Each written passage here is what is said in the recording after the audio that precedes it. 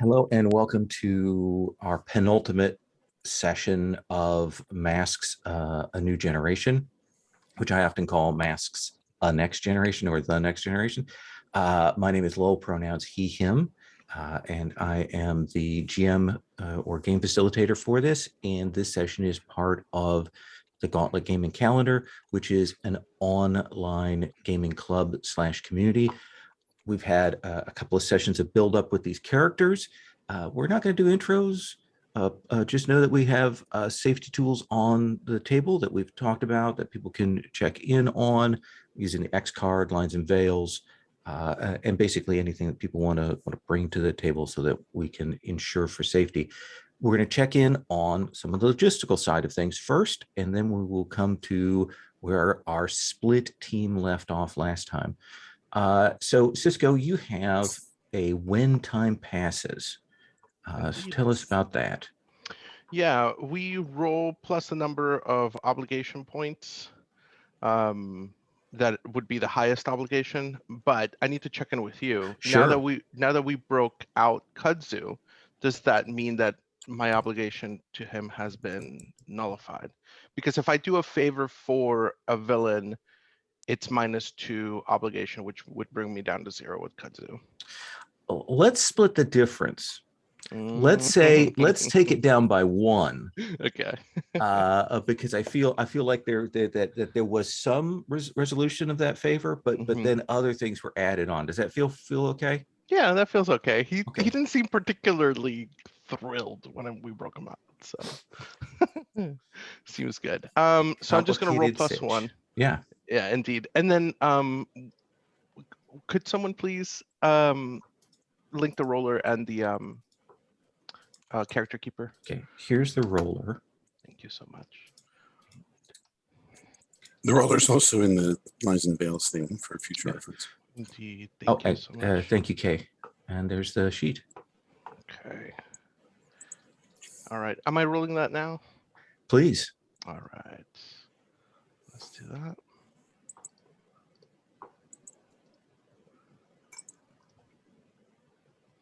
I rolled an 8. And what do we get on an 8 here? Let's see. I have it written down on the character keeper.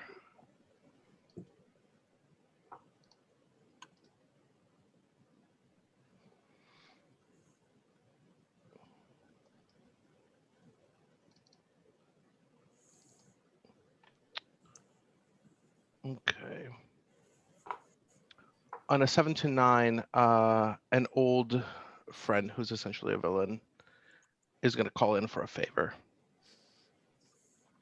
So, and I also just we had also talked about me beginning the session at some point by trying to get rid of my hopeless condition by throwing myself into the arms of someone that was like a bad decision. So we might be able to work in those two at the same time, but it's not, it looks like you already have ideas. So. Well, it does seem to me that we should bring back Good Devil for perhaps for the sort of reformed villain side of things. But yeah, let's look at how that plays out. Sounds good. Sounds good. Yeah. Now, do you have a start of session move, Hope? I sure do. Okay. Start of every session or when time passes, roll Savior to find out how your investigations and the timeline have been going. Okay. All right, here we go.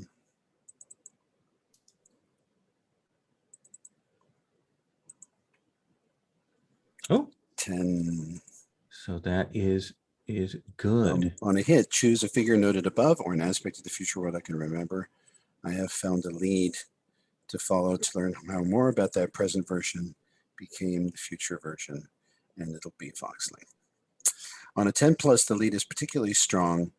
Right now, you can ask the GM one question about the figure aspect, and they will answer honestly. So this is about Foxling, you said? I think so. Who right now is set as feel free to twist it somewhat. Yeah. Yes. So what is your question?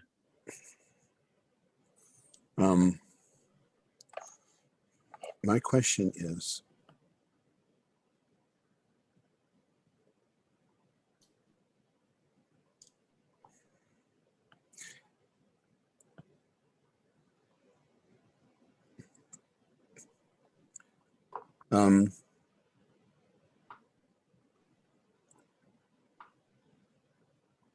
Ultimately, I feel that Foxley has to separate themselves from their father, even if they fight with them briefly against the government. But what do I have to do to make sure that happens? What do you have to do? In other words, they're going to be a traitor because that's what I remember, but they don't have to stay one. Interesting. In a very real sense, Hope thinks of herself. Hope is a traitor. You know, she was made to help enforce the law, and she abandoned that because she decided it was a horrible thing to do. Well, look, this is actually a really interesting question. Okay, let me ask you, what do you feel right now like would be something that could potentially create that permanent rift between you and your father? I think it's a bit two-pronged. Okay. I think a starter for that would be like or at least the start of that unraveling would be finding out if Rex did kill Leviathan, like organized to have Leviathan killed, like kill the kid. I think that would be a big thing. And then I think if Rex showed, because I think one of the biggest tethers for Rodan has been that he loves his dad, and he thinks, at least at the end of the day, his dad loves him, especially in those moments where he sort of fights back with that, and he's like creator, and he's like, no, I'm your father, like you are my son. Like if Rex was to like treat him or call him an experiment, or really like sever or do something to show that familial bond isn't actually true and that was a ruse, or perhaps like complain or something along those lines, not necessarily like repetitively complain, would be like, God, I spent all this wasted time working on this program to make you my like the blah blah blah blah blah. You know, So things like Rodan still believes that there is that familial bond, that sense of connection, and that real beingness, nature. And to get to get Rex to maybe go against that out loud. Yeah, if it's true, it might not be true. Okay. I had a quick question. In the scenes that we've seen with Rodan and his father, if I remember correctly, Rodan's been like, oh, I'm just your project, and your dad has been like, no, has been sort of fighting that, right? Like, yeah. you're my son. Okay. He's like, no, like when he was like creator, and he's like, no, I'm your dad. Yeah. Like, things like that. So like, and I think that's where Dan's sort of almost pushing the buttons to get that sort of relief, that like his dad, for all he does, still, and for where he came from, because Rodan knows he's some kind of like, he's not like a synthetic person. He was like some kind of partial clone, or like weird edited test tube baby thing, like created person, like, but he was he doesn't see himself as like a synth or something like that, because I don't think the technology is there yet for that to be like a commonly known thing. So go on. So he still sees himself in that way, and the reinforcement of their bond sort of helps him continue to want to have that redemptive relationship. So is that work for you? Is that enough to go from, Serafina? Oh, sorry, I have to rename my character. The oh, that's right. I'm sorry, because this was last night's session. Yes, so. Last night. No, I was wondering if that was like I think so. So I'd like to ask. I'd like to ask. Right? It's Hope. Not. No. It's okay. Totally All not. right. Just making sure. Okay. Hope doesn't. Hope has. You can ask Hope about her name if you want. I have a question for Kay, which is do you want Rodan and Hope to get close? Yeah, I'm definitely open to it. Like, I'm happy to see like where it never goes, whether that's close Because is like a it's romantic thing or if it's a familial thing. Like, I'm open to either. yeah, because it seems to me that Hope opening up to Rodan as to what actually happens might be the key to provoking this. How's that? Yeah, I'm open to that. Because Okay. she's the wild card after all. You know, Hope's intervention here is the time changer that she is hoping that she's desirous of Yeah, making. exactly. Yeah, because Okay. like Rodan doesn't even know that Mercy's not a real person. No. Like, or was like created. He thinks like, yeah. Yeah. So I think we'll need a moment for that reveal to take place. So, Jasmine, do you have any starter session? Okay. And Kay, do you have any starter session for Foxling? So no. Okay. Then what I would like to do is we've got sort of two scenes. I want to start with the Hope Foxling scene since they split off and headed elsewhere. And then we'll come back to Jasmine Knight and Cisco, see what they're up to. So Hope, you created this portal, but I don't think we've established exactly where you headed to. So where did you go before Foxling, jumped in? Well, they just teleported Kutsu away, presumably to do experiments on him. I know where Reynard Industries is and where they did their experiments, although maybe not exactly where. And so I was going there.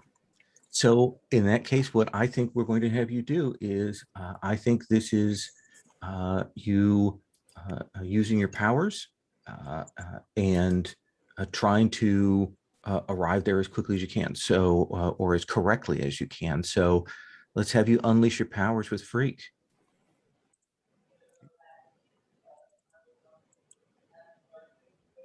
Miss. A miss. By how much? 2. By 2. Yes. Can I help? And then perhaps if Hope also uses a team selfishly. Can you do both? That's a interesting thing. I was under the impression that if you use it selfishly, you couldn't also pitch in for the team. But I'm good fair. either way. Because I feel like they're acting selfishly together.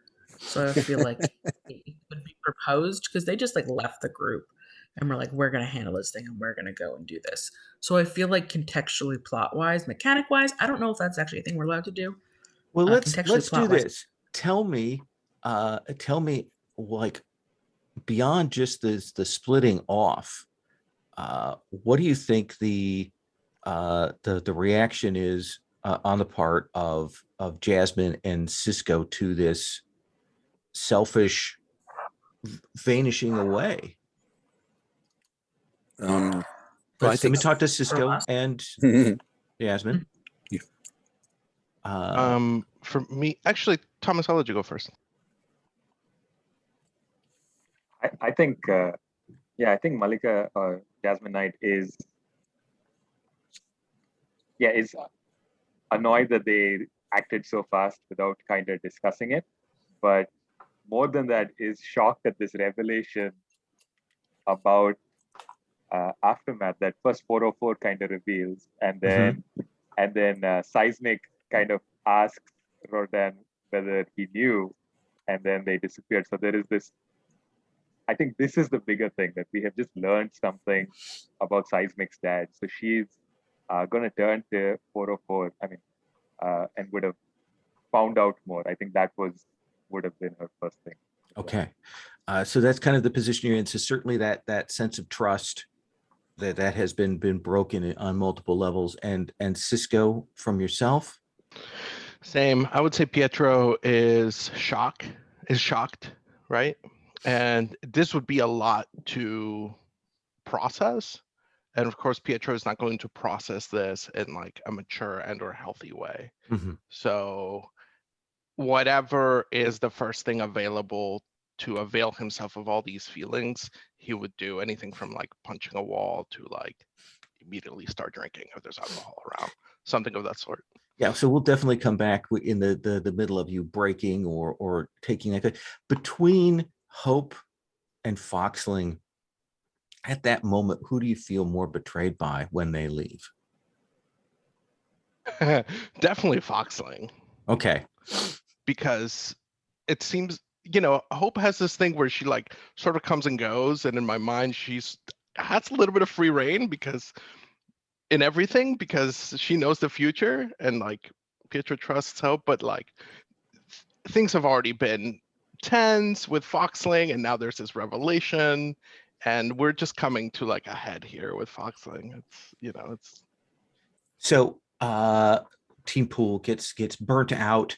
Hope, Foxling, the two of you will appear not within the full experimental facilities of the company, but essentially that same place that Hope met with Mercy, the sort of shielded facility there. And there is that thing, Hope, when you hit against that you and Rodon kind of pop out from that as you bounce against whatever field they have there. And I think it's probably late at night, so it's the two of you outside of the building. Rodin, you tagged along on this. So what's your reaction? It's just the two of you, you and Hope, for the moment.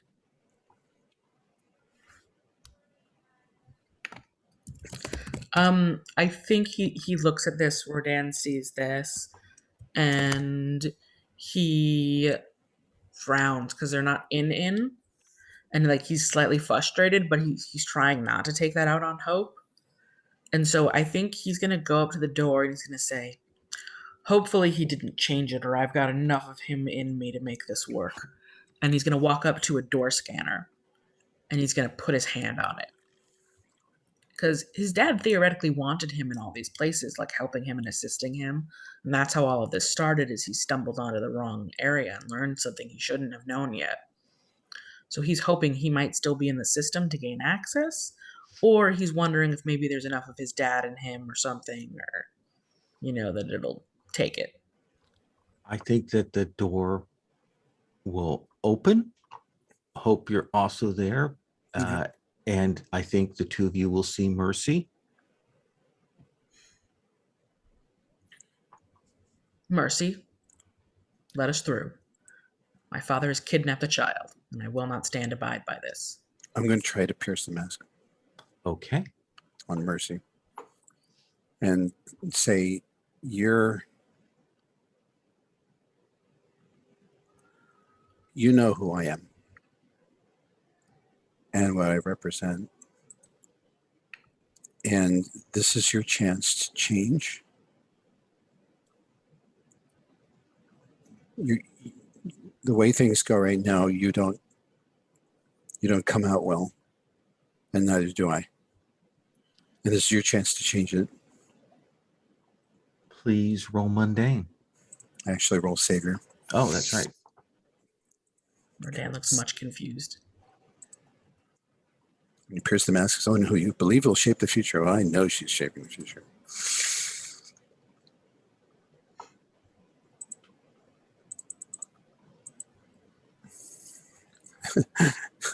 With a massive 7. The massive 7. So you get to ask a question. And my question is going to be,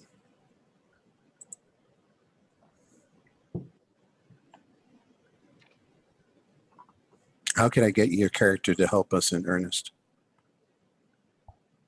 Ooh.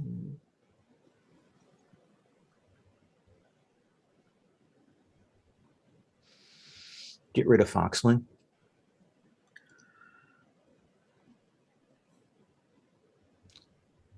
You can tell that Foxling views that Mercy views Foxling as a block to her evolution. I'm doing what I can to break them apart. That should do what you want. Now, so I'm going to hold you. Now, one of the things is I think you get a sense Yeah, I get a sense of that, this. so you don't get the So- literal answer to Okay. that. So,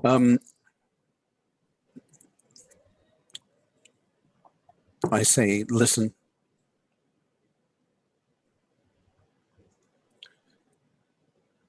Foxling needs to know what his father has really done so that he can break away. And if he does, then you may never see him again. But right Mercy. now, Earthy. yeah, Mercy will turn to you and will say, I don't think characterizing your the person you broke out of jail, Kudzu, as a child is perhaps accurate. I certainly wouldn't refer to you as a child, and Kudzu is older than you and is a villain. But regardless, Fine. I will be glad to bring you inside to see where we are treating Kudzu. This was certainly, as I had said, to hope that there would be some payment made for us assisting you in the breakout. So why don't you follow me into the facility, and I'll be glad to show you where he is. I think we get a panel splash spread of like this betrayed, angry look on Rodan's face as he looks at Hope, because it sounds sort of like Hope might have been in on this with this whole payment thing.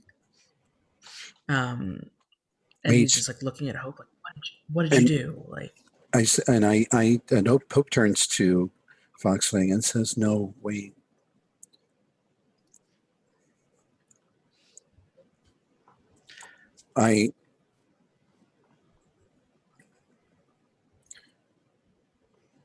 Mercy is version 1.0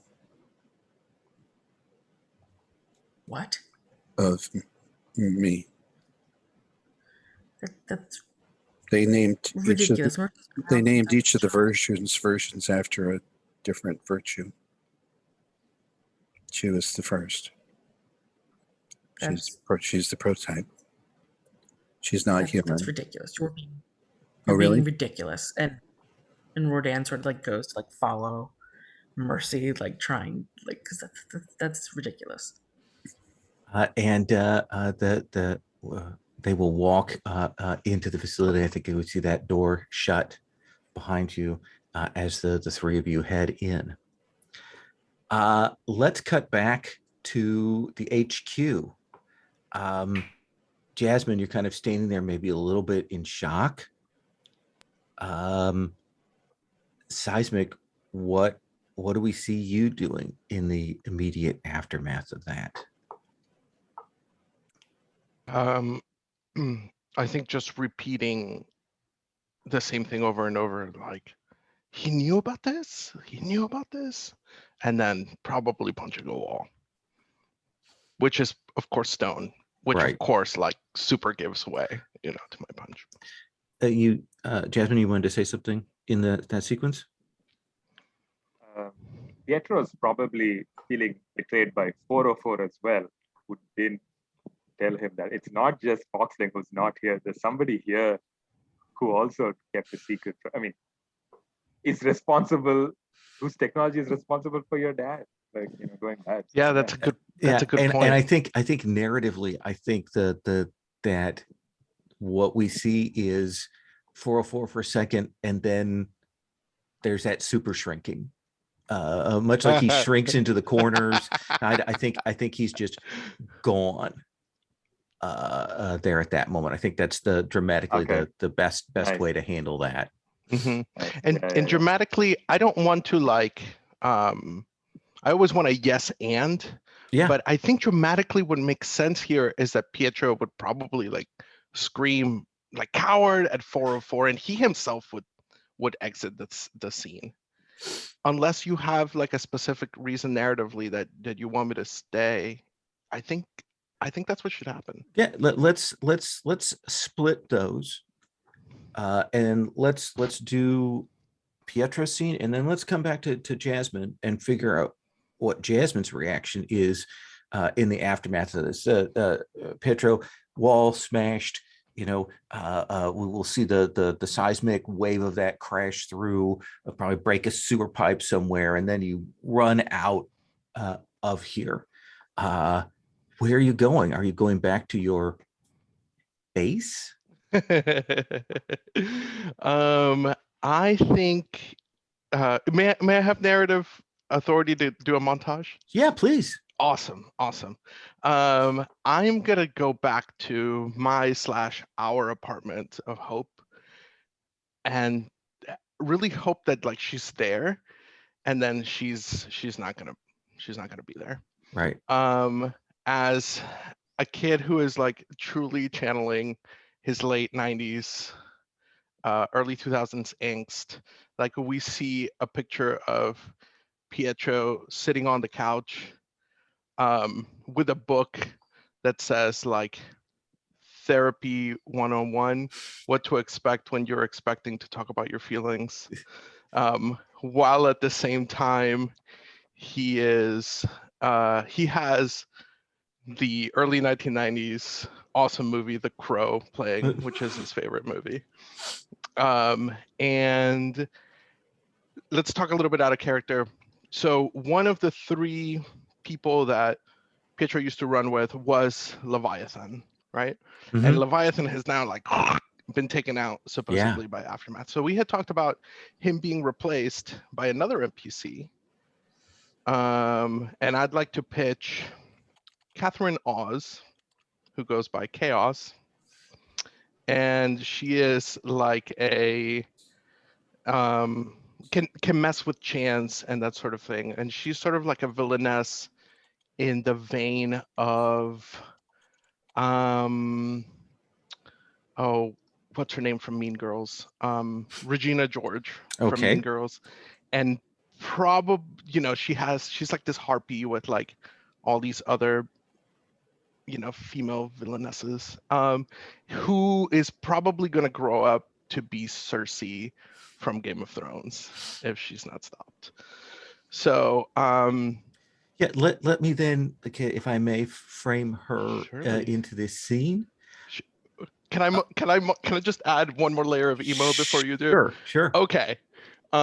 We also, in an Oscar-winning editing way, have Pietro is in a studio by himself plucking away at the acoustic guitar, playing a really somber version of Self-Esteem by The Offspring. Carry on. I think you know where I'm going with this now, Lowell, if you're familiar with the song. So I think there's that moment when and this is what Chaos does. She pops up whenever she wants to. And I think there's that hand on your shoulder and kind of a lean down and a whisper in your ear. And she says, I kept saying that they just weren't good enough for you.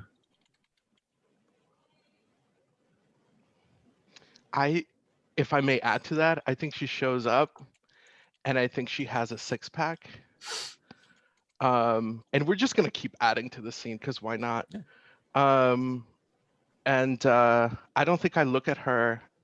I think I just go, they don't even know that it's my birthday. And there's a cake on the table that looks super sad, and I baked it myself, and it says "Happy Birthday, P."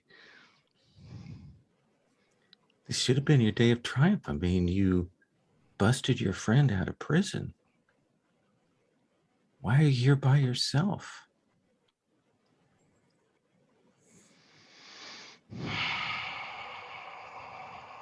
I have a feeling you have plans for us to go somewhere. Well, it is your birthday. I'm not gonna lie, I was kind of hoping you'd show up. And I can I pitch where she pitches to go? Sure. Okay.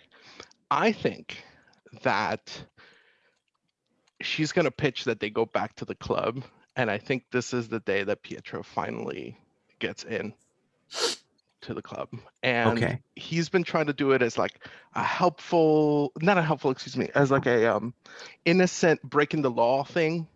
But like now he's gonna say F it, and he's gonna tunnel in from underneath the club and pop into one of the VIP rooms, and then like close the hole, and then it's gonna be him and Chaos in there. And a number of other young supervillains there who are excited to see you. They're clapping you on the shoulder. Wow, we saw what you did. We saw you break out. Oh, that was awesome.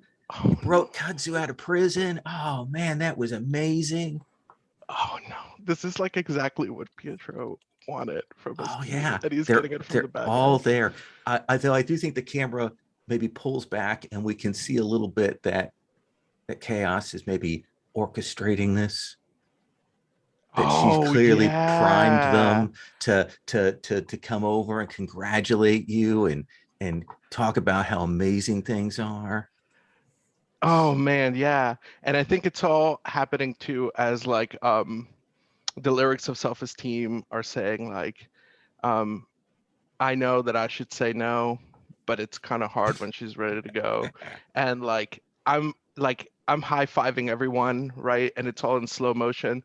And you can like see the lights are showing that there's this like, club music playing, but it's juxtaposed by like the somber music in the background. And then we get a shot of her, and like maybe it's in the eyes or something, like her eyes are turning blue and she's the one that's sort of machinating all of this. Absolutely. Let me cut away from that to Jasmine. Oh, yes. Your team is gone. You tried to stop Hope. You tried to stop Foxling because you wanted to do this together. And then everyone's gone. What do you want to do, Jasmine? Yeah. Jasmine's all alone at the base. Everyone's gone in different directions. She doesn't even know how to find them. She doesn't know where they are. I think this is the moment where she tries to fix things by herself. Mm-hmm. And so the question I'm going to ask you, Lowell, is if Jasmine was going to try to get Aftermath's attention, how would she do it? Could we say that 404, then he leaves, has left his computer behind, and he's been tracking Aftermath? So she looks at it. He's still got that ping from Aftermath's attack on the prison. And he can still, you look at it and you can see Aftermath is still in the area. The ping is fading, but he's got that energy, that odd energy signature there. And you can see essentially that he is currently, atop like the clock tower building. Okay, yeah, that's where she's going. Okay. Yeah. Then I think we cut to that windy night. It's early morning as you pop up and out on top of that building, and Aftermath is standing there and looking off in the distance. And he slowly turns around and he says, "Do I know you?" No, but I know you. I looked up to you once, and then I found out that you were an asshole dad, and I hated you for it. And then I found out that you were brainwashed into being an asshole dad, and then I forgave you. And then I found out that that might not be true. So I'm asking you, your son's out there. Do you care?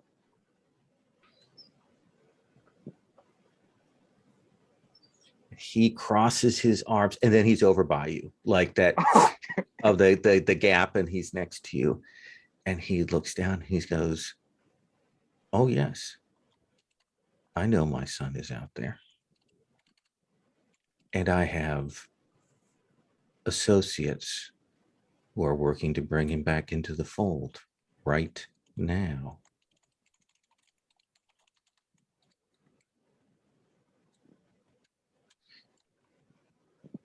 I think this is when she punches him. Let's have you roll for that. Yeah.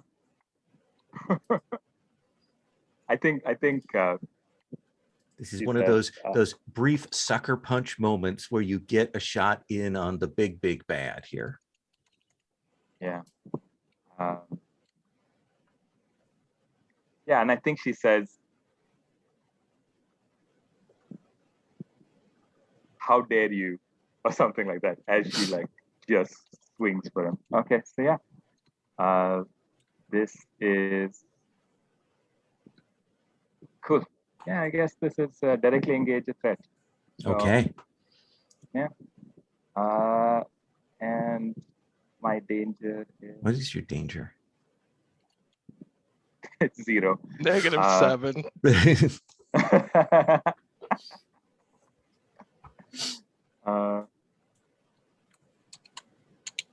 That's a 7. That is a 7. What do you want as you hit them, inflict a condition?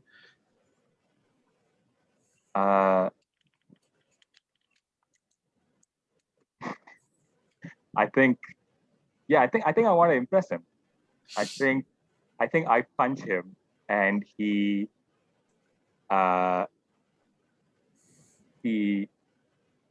like it's just his chin just moves, right? It's just that.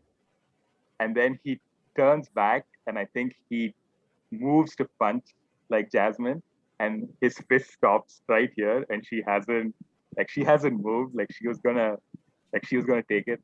And yeah, I think sorry, so Looks do I have angry. to take a condition? No. Oh, Yeah, yeah, you have to use the market condition there. And he's like, let's have a race, shall we? What was Jasmine night, was it? yeah. Let's What kind of see how long it takes me to find out who your loved ones are.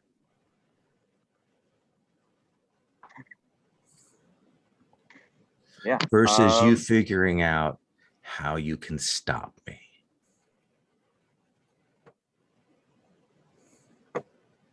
Okay. So this is what happens. I have just punched him. So I have marked one of my drives. So I'm going to mark potential. Okay. I'm going to hit 5. I'm going to unlock my moment of truth. And what I'm going to do is I'm going to be like, find my loved ones. I mean, you should be thinking about where Pietro is. He's right behind you. And there's the second where Aftermath actually turns and looks to it, Mm-hmm.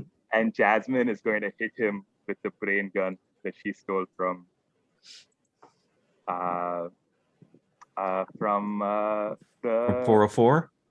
Yeah, no, the guy 404 Oh, was attacking. Daedalus. He was a yeah. So there's that thing Daedalus. where he says that, and like the camera is full in on him, like we got the sinister like glow off of him, and then you say that, and he spins around like he's about to confront, and then there's that chunk. Yeah. And he drops to the ground. Yeah. And you have his memories in a gun. Because effectively you have mind wiped him. Yep. We'll come back to that in a moment. What is happening right now? I imagine that there is a bit there where you look around and you're like, no one saw you do this. Absolutely. Yeah. And I've marked guilty. Yeah. Perfect. Mercy brings Hope and Foxling in to the facility. I think takes you down to one of these med labs. And I think when you get down there, you will see Kudzu on a table. There are scanners hooked up to him, essentially checking his vitals, medical stuff, some other things. And you will see, Foxling, you'll see your father kind of with a little data pad, kind of looking over, checking some things. And when Mercy comes in, Mercy says, Rex, your son and one of his friends are here. And he'll turn around and he'll say,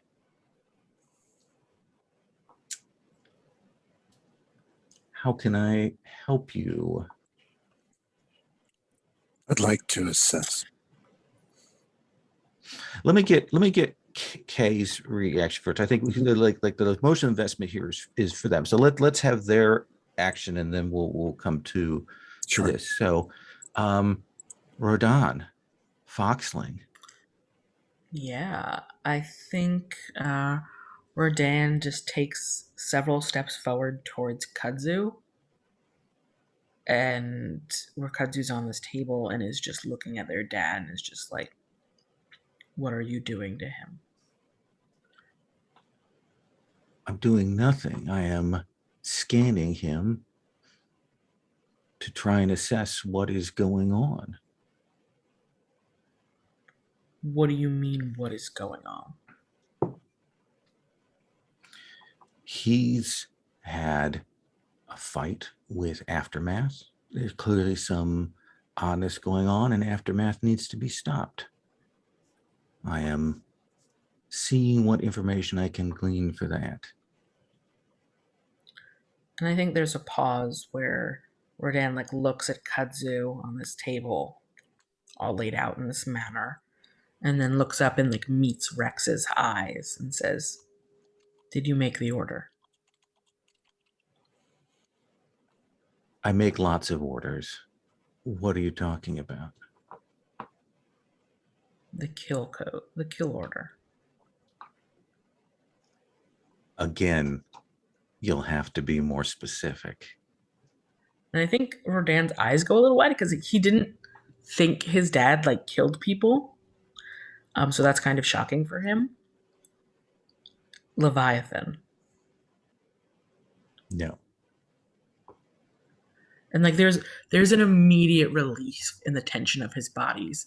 And you like watch as his like shoulders sort of like lessen, and like it's ridiculously like articulated. Like it's so obvious. He's so relieved by this information. The death of Leviathan was a tragic waste of resources.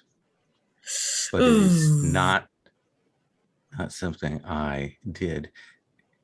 Is Kudzu a friend of yours?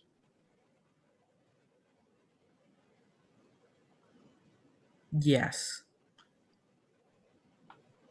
Then as soon as I'm finished here getting these readings, you can certainly take them with you. And these readings, and there's like this slight edged, almost like this crumble little that Hope might see. And these scans aren't harmful. These scans that I'm doing aren't harmful. Okay, Hope, now you wanted to do an assess while this kind of conversation is going on. So let's have you do an that. assess or a pierce the mask or whatever to grab lead of. I have a lead. I know that there is something wrong with this situation. That it is not. That this is a nexus point where it might be possible to break them apart. And so I'll either try to pierce his mask, or I'll try to ask what the future knows about this moment. Well, which do you want to do? I mean, which feels to you like the aim you're going for here? I think it's his motivations. I'll try to pierce his mask. Let's have you roll with mundane, or if I don't know if you have a move that changes that. I do. 9. Okay. So you've got a question. And the question is, what are you really planning?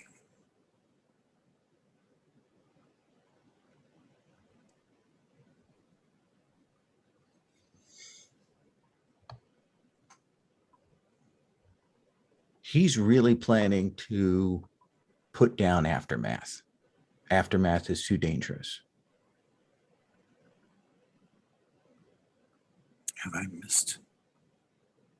I completely missed the point? Hope thinks. Does this not a nexus point?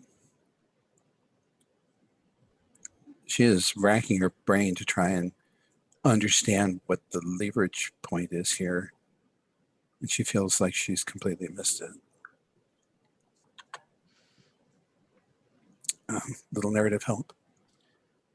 Well, I guess I'm wondering what you're trying to read here. Clearly, there's something else. I mean, the question is how he plans to. Oh yes, of course.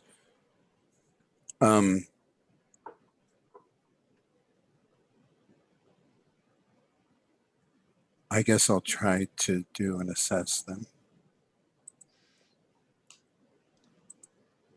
Let's have you roll superior. Since that one didn't work.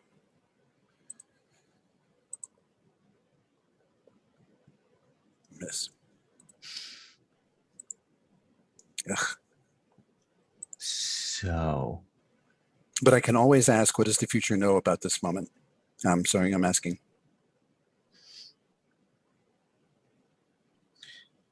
I think that the future knows that this is the moment that Renard was forced to shift tactics.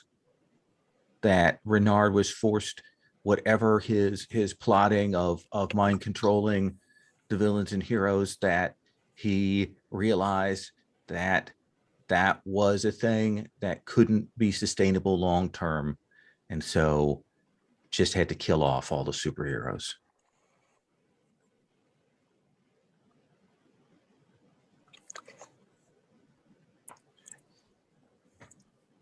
You can't just reprogram everyone to go after Aftermath, says Hope. It's going to backfire on you. It's not what is she talking about? Your father is trying to stop Aftermath by reprogramming anyone he can get his hands on to attack him. And I look down at Kudzu and I'm like, you said you were just scanning him. I am just scanning him. Your friend Hope is sadly misguided and wrong about my approach to things. I may be wrong, but I'm not misguided. I am going to do a thing Where did their basic moves? Hope looks at Rodan Yeah, pleadingly. It's like Hope. I want. Oh, no, you're good. I want to try and pierce the mask. Sure. What's your mundane? Oh god, what is my mundane? It's probably not great. -1.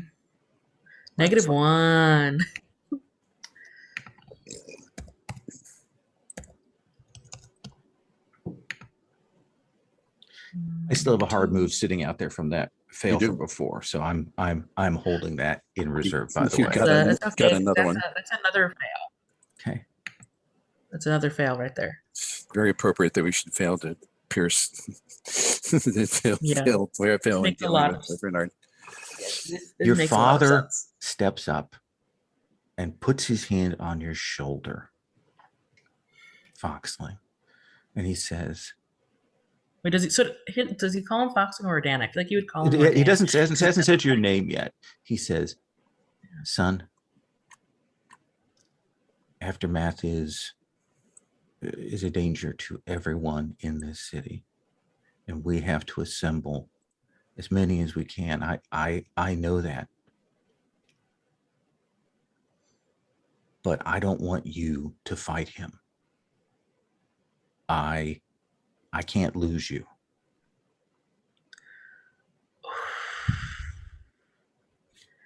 And like I think Hope can see like that Rex is getting to Rodan. Like he's like, I'm a hero though. I need Says- to try and help. This is why I didn't want you to be a hero.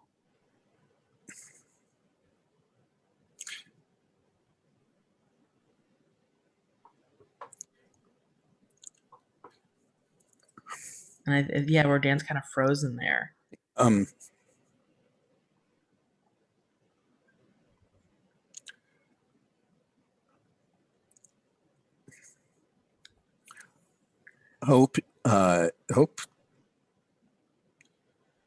Hope looks at Mercy to see if there's any help there.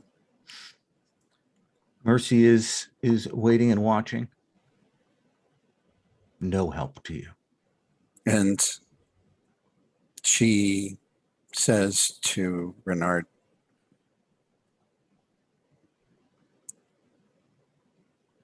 stop it. Stop pretending that you care, because you don't about anybody except yourself. And he turns to you, hand still on Foxling's shoulder, and says, I have been generous, I've been kind, I have been patient, but I've had enough of you insulting me in my house. Please leave.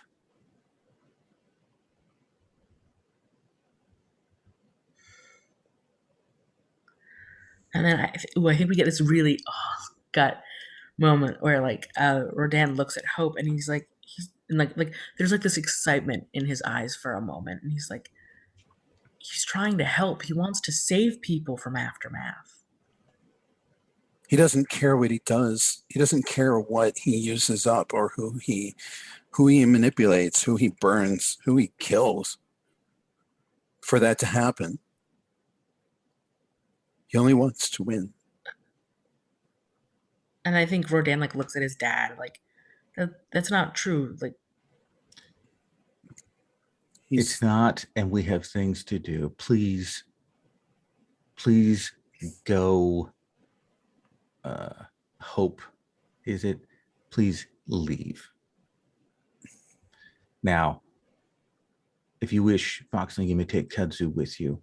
I don't know that there's any way I can stop you from being a hero except to continue to say don't.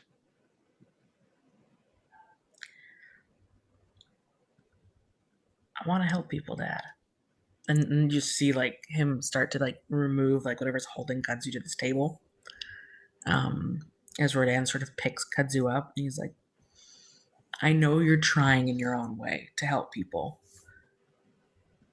but I've got to do it in my own way too. And maybe we can meet in the middle, and I can show you that some of the ways you're going about aren't the right way. But I know you mean well. And I think we're going to cut that scene there.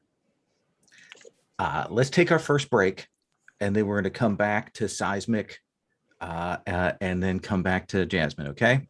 So let's take 10 for this first one, and then we'll continue, okay? Yep. So one coda I want to put on here, since I had some things on my hard move shelf that I have right here. I'm going to take that off of there, and I think there is a moment after Foxling and Hope leave. There's a silence there. Mercy's standing there. Rex is standing there, and Rex says,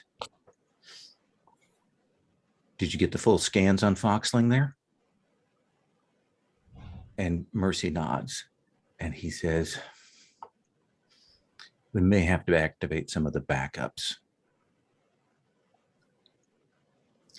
So that's my hard move. Let's cut to Seismic in the club. Yeah. Can I continue my super emo montage? Absolutely, yeah. Okay. So I think we see like a shot, kind of like in the second Matrix movie when they're on Zion, and like the music is playing and it's just like sort of bodies dancing. You know, it's sort of like that. And then we get another shot as the lyrics are going, when she's saying, "Oh, that she wants only me, then I wonder why she sleeps with my friends." Like Pietro excuses himself to go to the bathroom, and Chaos is flirting with someone else and giving them their number. And as she sees that Pietro's coming back, she like Jedi waves them, and they walk away with her number, and she immediately turns and goes back to Pietro. Yeah. And I think let's unless before we you go want- too much further, let's Yeah. clear your hopeless. Oh yeah, let's do that. And I'm ready to move out of the club unless there's something narrative that you want to do there. I'm ready to end the scene. if She you are. says, "We should go somewhere. We should break something. Come on." Yeah, he's gonna do whatever. What are you pitching? She says, "You know what you haven't done yet?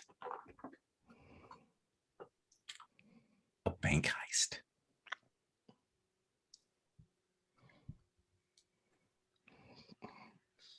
Tell me what that looks like. She says she takes you outside. She goes, "Look, it's a real like rite of passage kind of thing." Yeah, Pietro's gonna down? go with it. You down for it? Pietro's gonna go with it. And you can tell me what that looks like. He's gonna go with it. I think that she will teleport you to a small little branch bank, and she goes, "It's just a little drop in the bucket. You know, all you need to do is, you've got the powers, pop open that back wall. We walk in. Don't have to grab everything. We just grab a few things, like a little mad money, and head out." Sounds good. He's gonna make like a very ornate entrance for her to walk in, and like he's tipsy, so he's like, letting her into the bank. Absolutely. And is there any point that we see maybe regret or thoughts of this or anything? Like when your phone, I assume, rings from Jasmine Knight.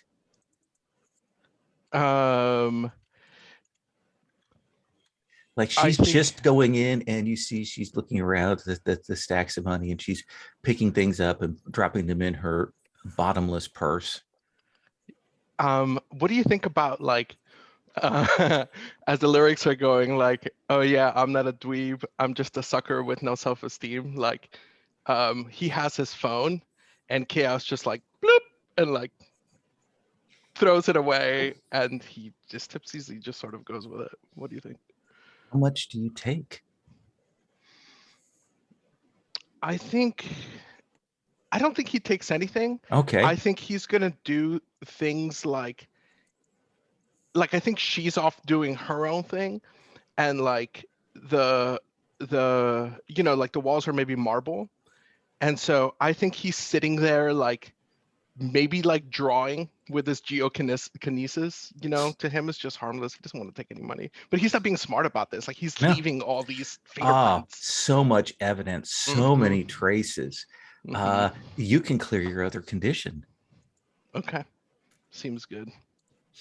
As she takes you out, and you know, I think that the scene ends with you kind of stepping out into the early morning air. You can hear the sirens coming as she wraps her arms around you and goes into the full makeouts with you.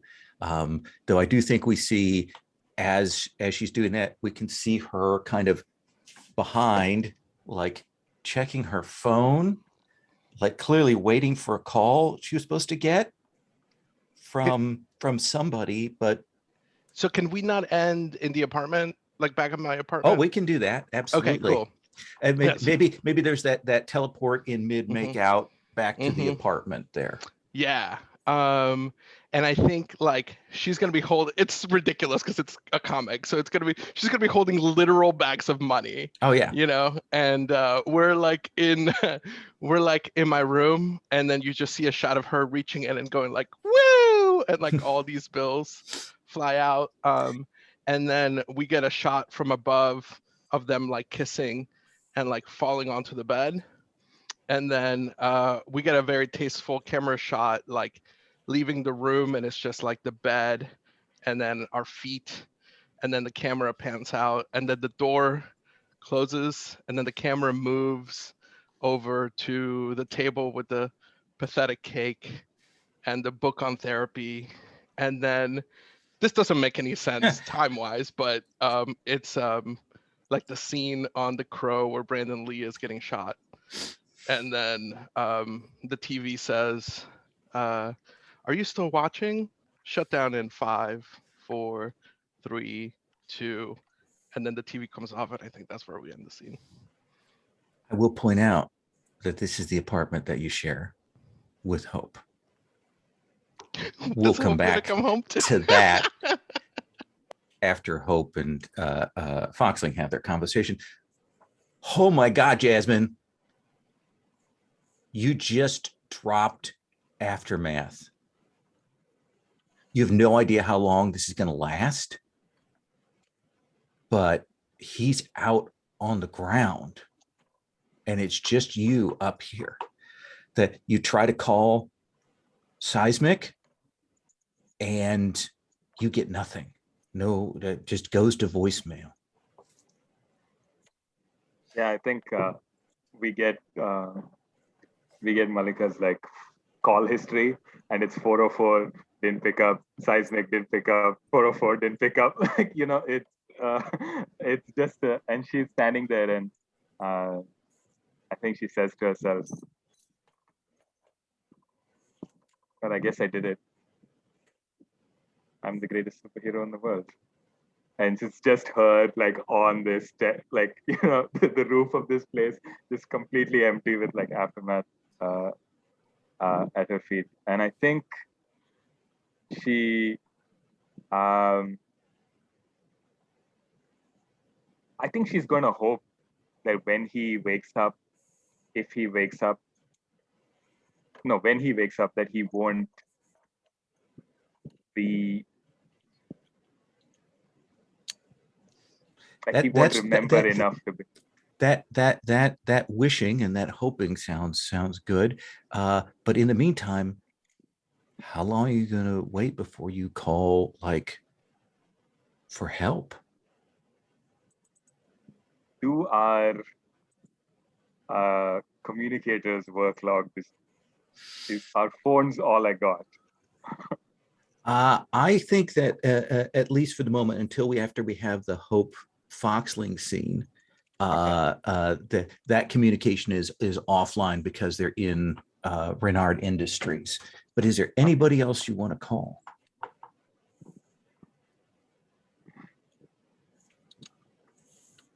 Yeah, I think there's a hesitation, and then she dials Rodan. Okay, but as I said, they're going to be off until we get that scene. So do you want me to Yeah. do their scene and then come back to you?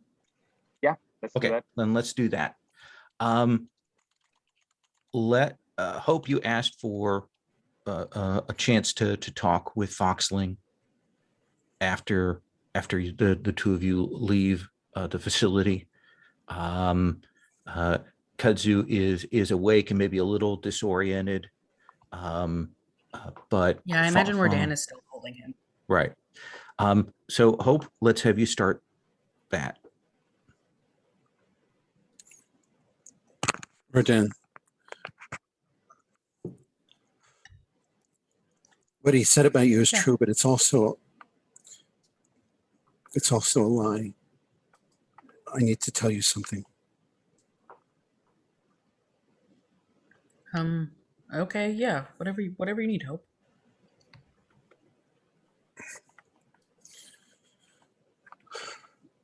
Would you put your ear to my chest? Okay. And I think he gets like a little red at the top of his cheeks, and he's like still holding Kudzu as he like No, well, leans down and we can put places. Kudzu.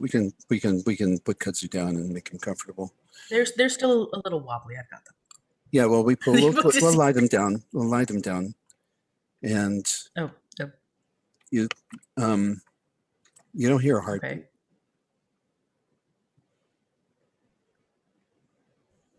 And like he doesn't like touch, but like he kind of like moves his ear a bit, like trying to see he's in the wrong place, and then pulls back, and like I don't hear anything. No, I don't have a heart. I have a dozen auxiliary pumps, more efficient, you know. Okay. I'm a synth. I don't know, I guess the closest would be to say is I'm a 3D printed person. Okay. That's chill. I mean, we've got like aliens here and stuff. Like, Reynard, there's yeah. nothing wrong. Your father designed me. Oh, I'm not surprised. He's very like smart and stuff. Mercy was the first.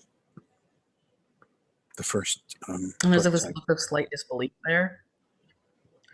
And he almost picks up Kudzu again, and it's almost like he's using that as a shield between the two of you in this moment of what is happening. No, And he's please, like, please. Please don't. What your father said about you is true in a way, that he values you, but it's also a lie. He needs you to fulfill his plans for domination. Can't you see that he's trying to manipulate you? Can't you see that well, of course he's trying to. Can't you see that I like you? I like you too. Like you're wonderful. You're a good teammate, and you're No, I a mean, great friend. oh God, I'm such a failure. I'm trying to come back to fix things, and I just fall for you instead. And he goes so red, like completely red, and almost like drops Kudzu, and then clutches Kudzu tighter, and is just like, we could talk about that like later, maybe over milkshakes or something. But No, we need to talk about it now, because it matters now. It really does.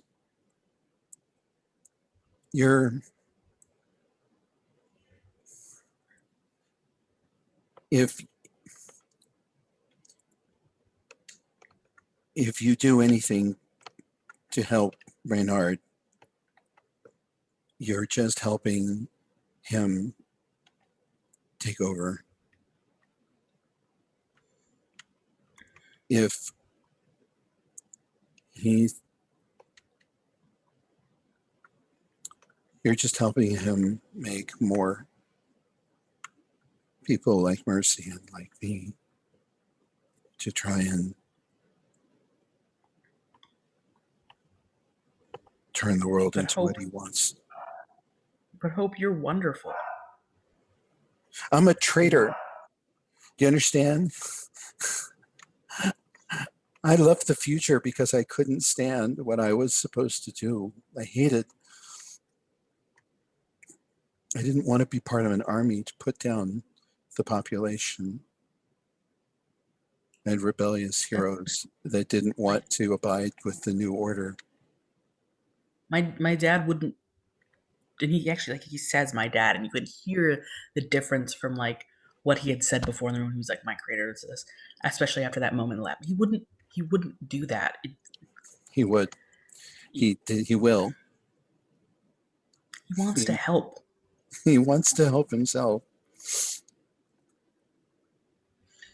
And I'm not sure that he wasn't responsible for Aftermath in the first place. It's a perfect excuse. Let me ask you this, Rodon. I want to kind of get to the emotional beat here. Yeah. Hope has laid this on you. A kind of manipulative, both a I like you, and then this stuff about your dad. Mm-hmm. What is your like what is your reaction? Are you receptive to that, or are you like pushing back away against that? Are you shutting that down?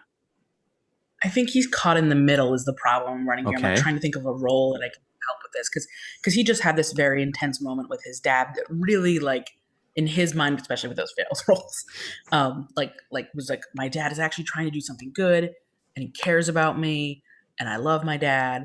But then also, I think he does hear this from Hope, and he does genuinely care a lot about Hope, and probably likes Hope back a bit, and like is a bit like information overload. Let me ask you this. Are you giving Hope what Hope wants? Like, are you giving Hope what Hope's needs as a response right now? Or are you withholding that?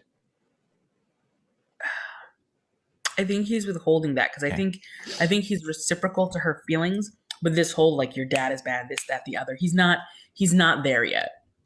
Then Hope, especially after that scene. Hope, can I have you roll Take a Powerful Blow? Absolutely. Oh, me and Cisco both just our hearts. 5. In your place, Hope. My rolls are terrible. At least this is great. Yeah, so you get to mark potential, and you grit your teeth and kind of keep it together because not giving you what you want. This is with your permission. Mm-hmm. Hope is going to take hold of you and kiss you. Ooh, yeah. I think Rodan sort of kisses back, and she doesn't. You can tell how strong she is, but she doesn't use it.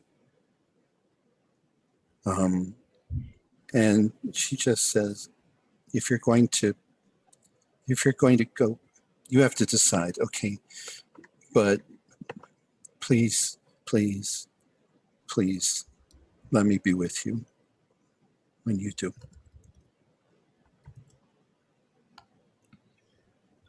Go where? When you decide whether you're going to be with your father or not.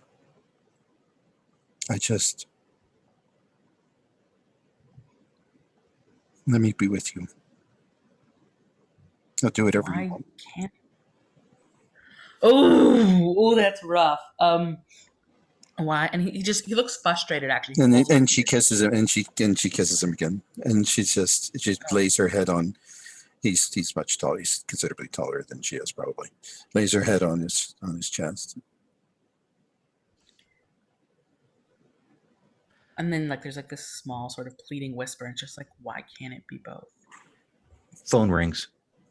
Okay. Phone rings, Foxling.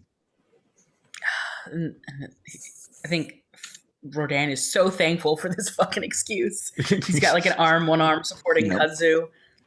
Still holding Kudzu.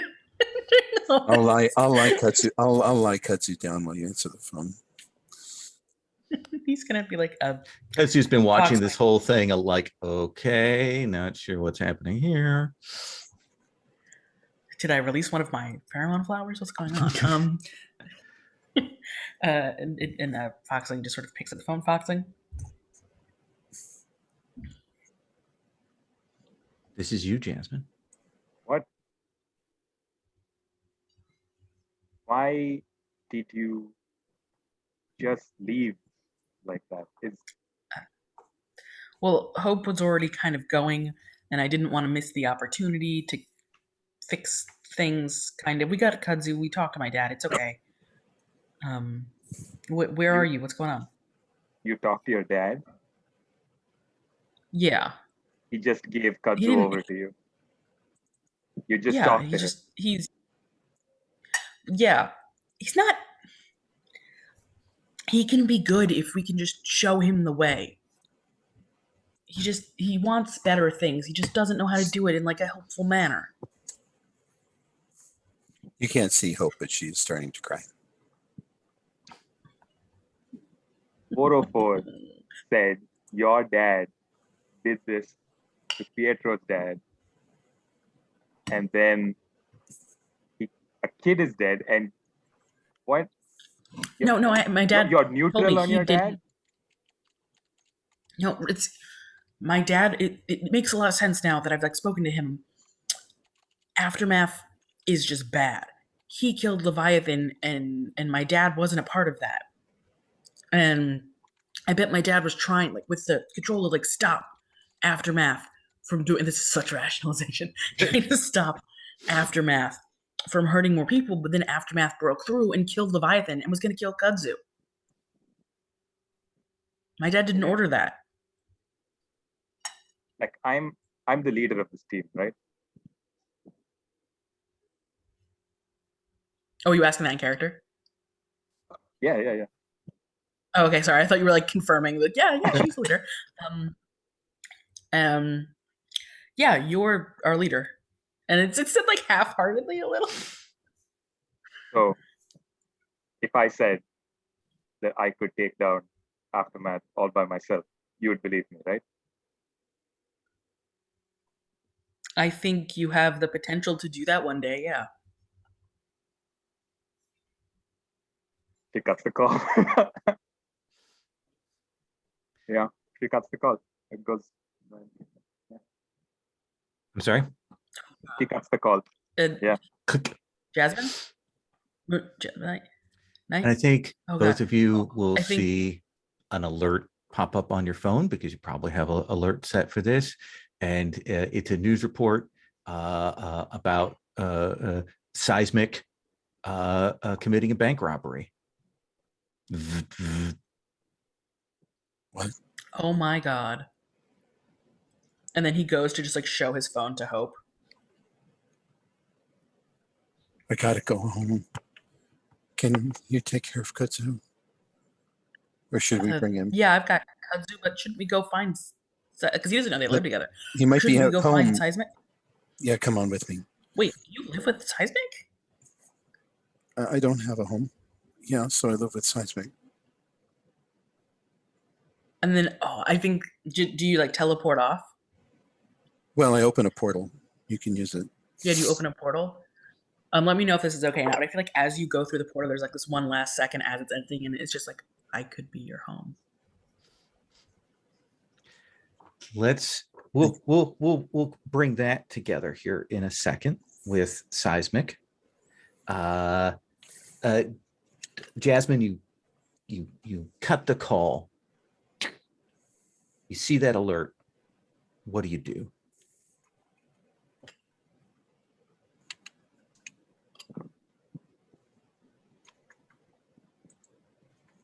I think she's just gonna wait. Like that's it. Like she's given up on anybody else, and she thinks that she's gonna have to like do the impossible twice, and she's just gonna, when this guy wakes up, she's gonna just talk to him. Like that's it. Like she's like, yeah. Then I think we see Aftermath starting to come awake and getting up to his feet And he looks at you. And he says, I have to get back to Reynard control for reprogramming.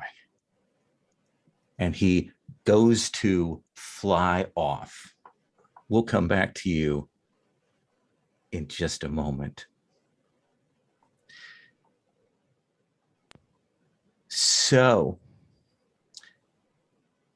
Cisco, I'm going to let you decide how you want to frame the arrival of Foxling and Hope. Like, Well, thank you. What do they come in on? What do they see besides money? Rodan's not there. Oh, Foxling didn't go with? No, I brought kudzu though. 'cause Okay. That's Seismic's No, friend. he's bringing. Wait, is Hope bringing kudzu, or I thought I was taking kudzu? Well, what makes more sense? Because kudzu is Seismic's friend, right? Yeah, but kudzu's also like messed up. It's true. And I'll Seismic is rough. leave kudzu and just go. Okay. Then let's do the Hope seismic thing, and then let's come and figure out where Foxling goes from there. So, what does Hope see when Hope returns to the apartment there, Seismic? So I think we get a moment of levity where Chaos has woken up before Seismic. And in the background, we hear playing Should I Stay or Should I Go? And she is like appearing and disappearing in different places in the apartment. Like she's just like very ADHD. She's like lifting up a thing and she's like poof, poof, and appearing somewhere else. And she's like turning on the TV and then poof, poof, and then she's like smoking a cigar with her legs up on the coffee table. And then she's like drinking milk out of the carton, you know, stuff like that. Oh yeah. And then there's this with like $100 bill from the bank, of course, you know. Right. And then there's this other moment where she is over Pietro on the bed and she's doing like this scarlet, with your permission, she's like doing this like scarlet witchy thing. And I think mechanically, this is like the understanding that I have unlocked my burn power. Okay. I think part of, maybe if it's okay with you, part of her mission was to compromise, you know, Pietro. But also but it isn't to unlock your potential. Exactly. I think she was sent to also unlock. I think Aftermath is behind that too, right? And so and so she's doing that, and then at the same time we cut away to her doing all this other playful things, and I think she's like mid-drink. Did you want to add something? I like that. I think we got the mid drink. She's dressed, you know, in the you know, one of your shirts kind of thing. Sure. And there's that woof of the portal. And she just keeps I was gonna say drinking. she could not be like, I don't mind whatever is most compromising, like her being like, oh, someone's coming, and then disappearing, or her being there in his shirt. I think she's her being there. Her she's being there just hanging out. Finished. Okay, she's gonna hang out. Then Now, she's definitely in the shirt. At Hope carrying if kudzu. If she had just finished doing her thing to Pietro, it'd be more dramatic. So she puts the milk down and she goes, Pietro, guests. You're muted. I think we see Pietro like quite literally under a pile of money, and his head just pops up and he has like bad hair and he's like, what? And he's gonna probably like stumble out holding his head. Hope looks at Chaos and goes, get out. Chaos looks at Pietro. I think Pietro is going to look confused for now, unless, does anybody have any ideas on how Pietro should react here? I don't know. Are you giving her a signal to stay? Or are you kind of going, yeah, go? Yeah. I think he's going to go like, I think he's gonna vocalize like, "Oh no, oh no, oh no, what did we do?" And then he's gonna go like this, and then She walks over nonchalantly, picks up her bag, and goes over to give you a kiss, and says, "I'll talk with you later." bye. Oh no.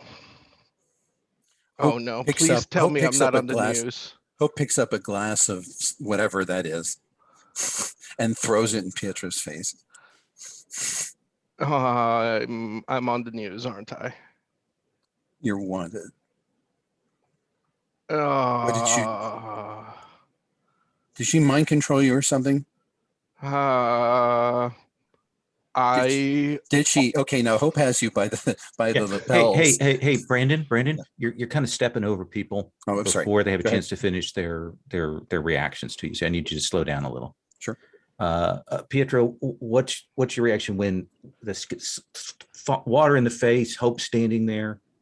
Yeah, I'm like, I don't know if I deserve that. I don't know if I was mind control. I honestly don't know. And then he's gonna look at the money, and I think he's gonna be like, I don't know. I just don't know. And he's gonna like start picking it up as much as he possibly can. He's just standing there in his boxers with a bunch of money.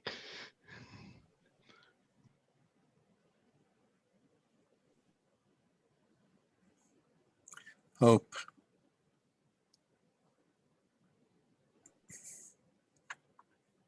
You left a lot of evidence, and they know it was you. Oh, I think you signed your name on the back wall of the bank. Oh no. I think he gets like a flash of like him at the bank, and we finally see what it was on the wall, and it definitely was like Pietro was here, and then probably something phallic.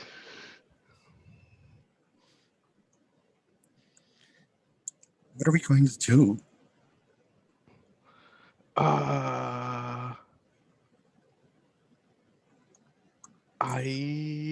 am not sure. I think his. Oh man. I think his. What did she do? Sorry, I don't mean to step on you. Go ahead. No, go ahead.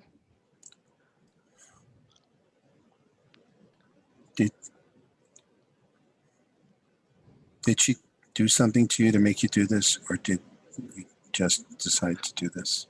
I think legit maybe she. I'm gonna be real honest with you. I don't remember a lot. Now, out of out of character, I'm just gonna lean into this mechanic. Okay. I think La Sombra shares powers with Chaos. Like he has similar he or she has similar powers. And so I'm like, I think there's somebody I can call and ask and figure that out. And if there were cameras, we might be able to. Did I rob a bank? Yes. I robbed a bank. Oh God. Okay. Robbed a bank. Okay. It's just like, it's such a cliche. There's all this money. I don't know. It wasn't a retirement home. I don't think. No, it was Third National on 45th Street. Oh no. Okay.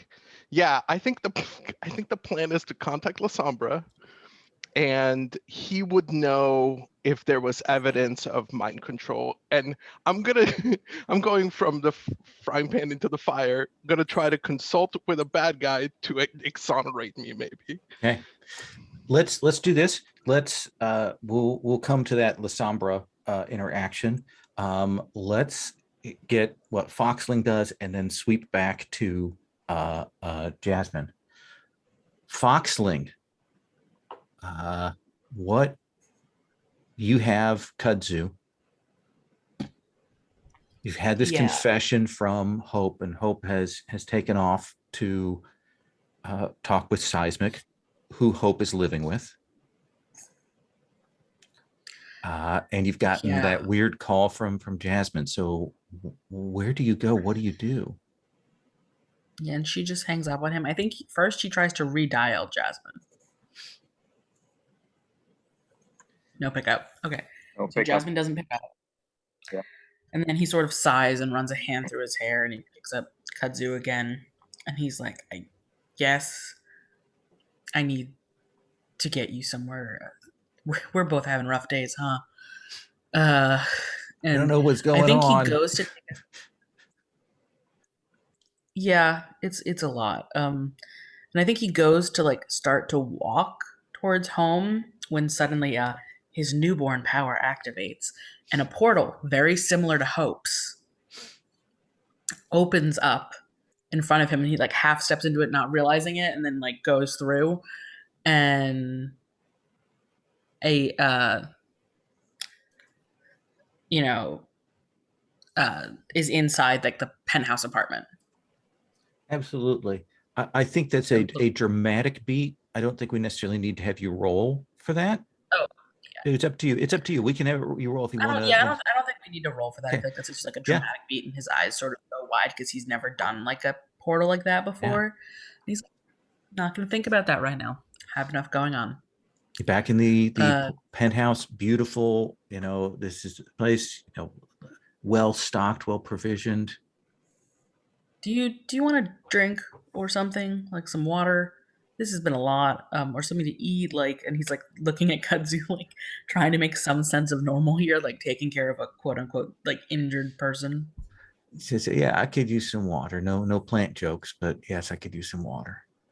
Yeah, no. And he'll like put Kudzu down on like one of the really lavish sofas, and go get Kudzu like a glass of water and one for himself.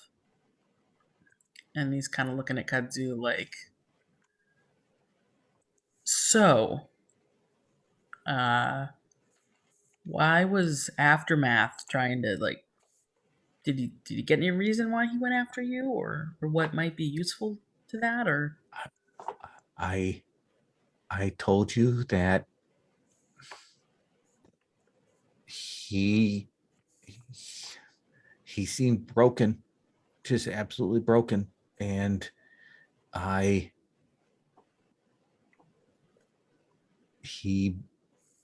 and then she was dead and I tried to stop him and I couldn't.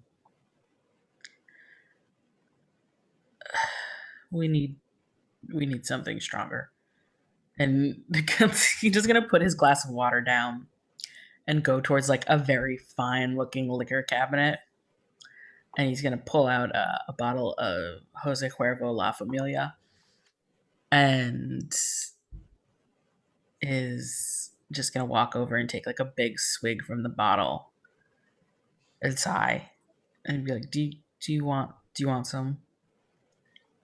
He puts up his hand. No, okay. And not that he doesn't want to drink, but he's a little repulsed by the actually drinking from the bottle thing. Like weirdly, that's the thing that makes him like kind of react. Hey, you know what? Honestly, it's that kind of night, and he's gonna go and get a second bottle and pass it off to Kudzu. Oh, he seems okay with that then. Yeah, and pass it off to Kudzu.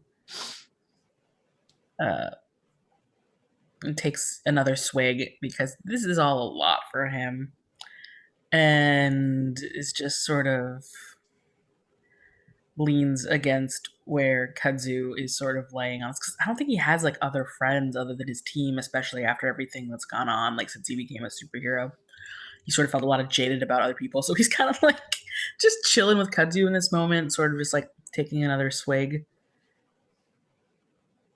I don't know what to do, man. Kudzu says, "It's really much easier when you're a villain." But like, I want to help people. Go full Robin Hood. You don't need to be like Murder Town. I am rich. Yeah, but I mean, you know what I mean. No, I really don't. He like takes like another swig of the bottle. Fuck.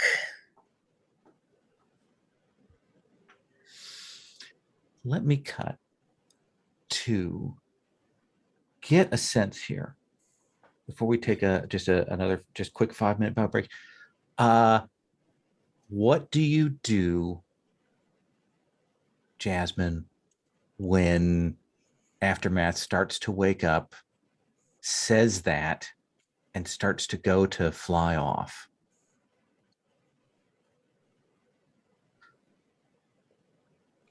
So I think what I want mechanically is to provoke him. But I think what we see is Jasmine Knight is going to try to look him in the eye and try to break through this programming and say something like, your son needs you, or something like that, just to see whether that works. Let's have you roll. It does feel like provoke, like you are trying to get them to do that. What's your superior? All my stats are bad. Oh, my superior is -1. We need to do some label shifting. Okay, yeah. So, okay, and I think what I want to happen is for some recognition and some sort of like connection to happen here. Yeah. Okay. Ouch. Oh, yeah, that's a 3. That's a 2. Sorry. Yeah. Then I think there is that moment where you go to speak, and I think that we see him grab you. We see him launch up, and then I think we see him come through the roof of Renard Industries into the penthouse, shattering through with you in tow.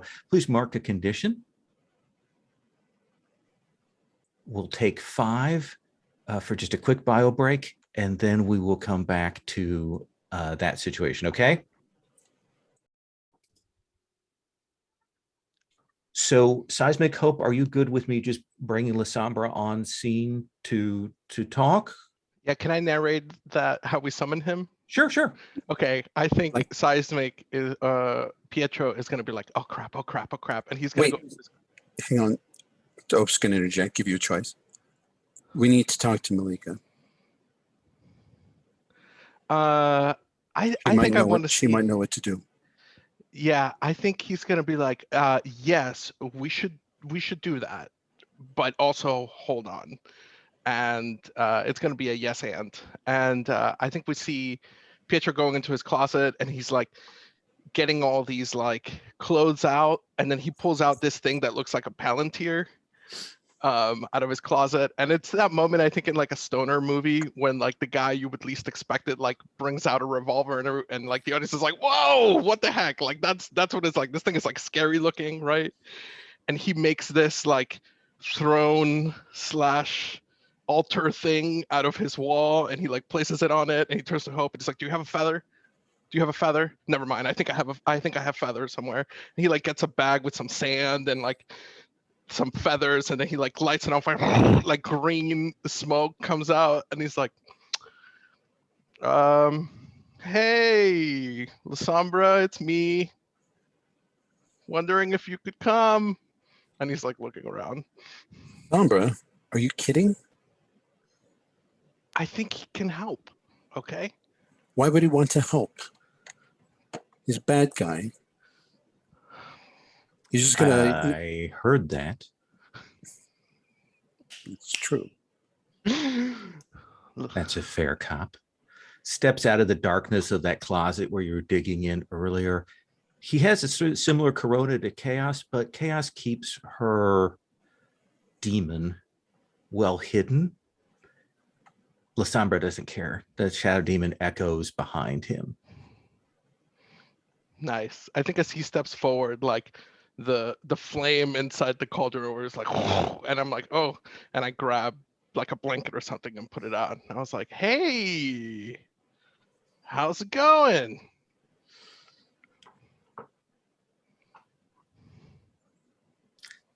This is nice. I think Think you maybe need to go to IKEA or something. It's a little rustic right now.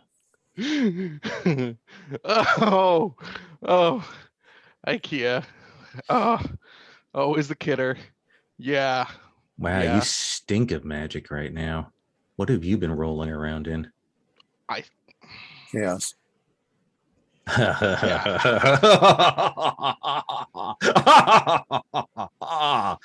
Delightful. Yeah. And Hope, he didn't even need to ask that question. He knew exactly who was here. Like this Stop. has Yes, get to the point. I need help. Yes. All right. What do you need help with? Well, You broke kudzu out, so I'll consider that a positive mark, but you still owe me. Yes, I think I do. But I still need help. I think your sister, and anyway, I'm hoping your sister mind controlled me, and you may have seen the news and my face may be all over the news, blah blah blah. Look, can you just tell me if your sister mind controlled me last night to do this? And he just points at the money. Come here. Step forward. And he reaches out his hand. And Pietro moves forward, but he's like touches your temple. I've got good news and I've got bad news. I was really hoping you wouldn't say that. Which do you want first? Okay, just give me the good news. We need good news, right, Hope? So the good news is it seems that my sister unlocked some of your powers, unlocked some of your abilities. Though I'd be a little careful with that, not let that run wild.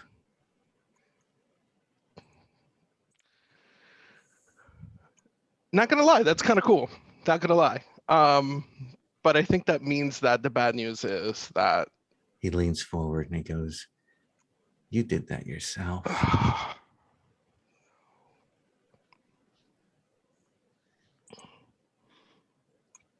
He turns to Hope. Pietro turns to Hope and really hopes that she has some idea of what to do at this point.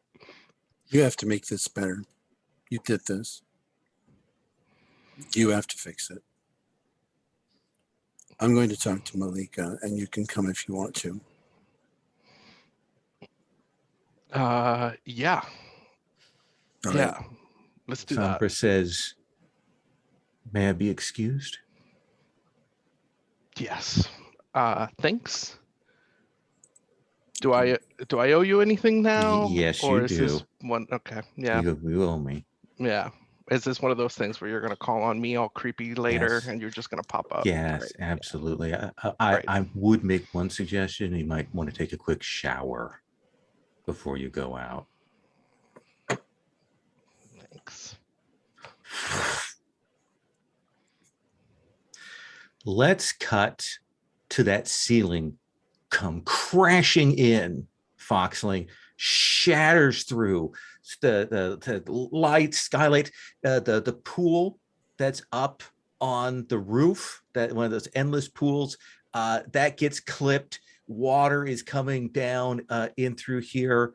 Kudzu falls backwards, and there the nice, beautiful antique like a coffee table that you had is shattered, and you will see Aftermath holding Jasmine.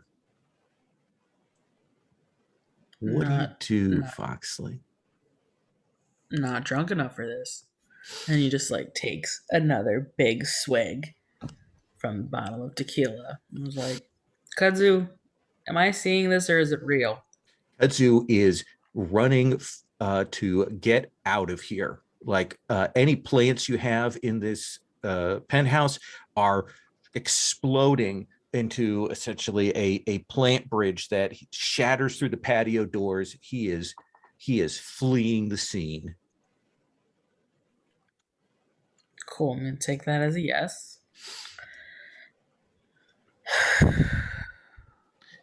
Let's He's cut gonna to like get up, sort of. stand up. Jasmine, what do you say? You shake your head. You see Foxling seemingly not taking this particularly immediately seriously, but you're in the grip of this supervillain's hand here. Yeah, I think Jasmine Knight sort of like shouts out, do something, and then adds, he's trying to find your dad and to fix his programming. Nope, we're not gonna deal with this. And he like puts the bottle down and is just gonna take several steps forward, and just sort of like his fist, I think, starts to glow with these cosmic energies, and he goes to just like straight up punch Aftermath in the face. Let's have you directly engage a threat.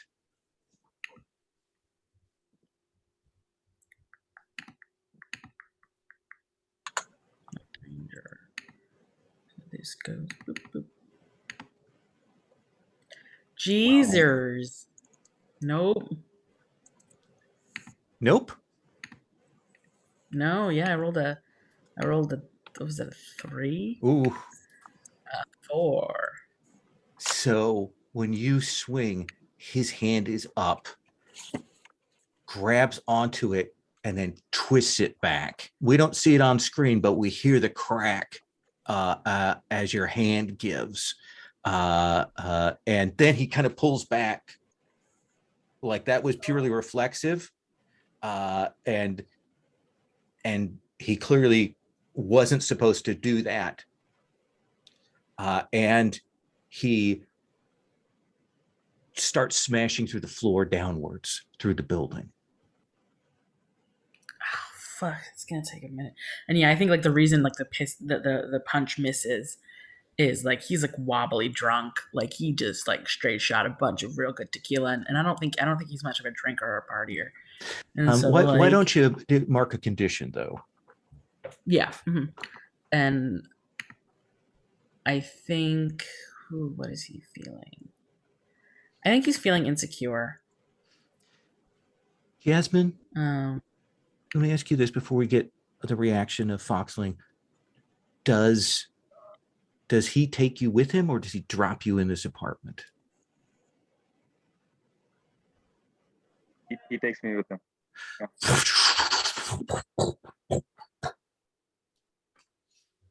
Heading down to the sub basement with one of your father's labs down there. We'll probably get that full page, of you going through the building, smashing through down into the lab, into this facility, and I think we will see Renard there, having returned through one of the teleporters, along with Mercy, and the look on his face is one of shock and surprise. Maybe the first time we've seen fear on Renard's face. Jasmine, what do you say? Then let's get Foxling's reaction, and then let's bring everybody together.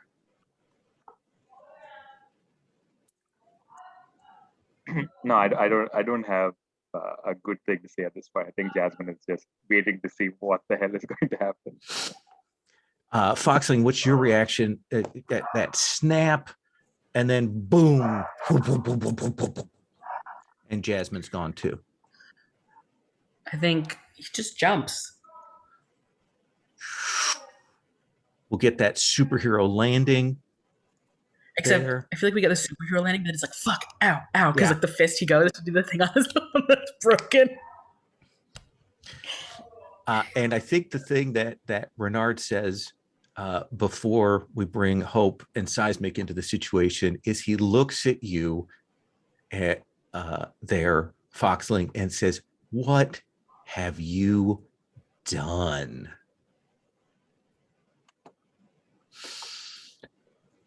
And I think, if I may, Hope Seismic, I would like it to be that's when the portal opens. Is that okay, Hope?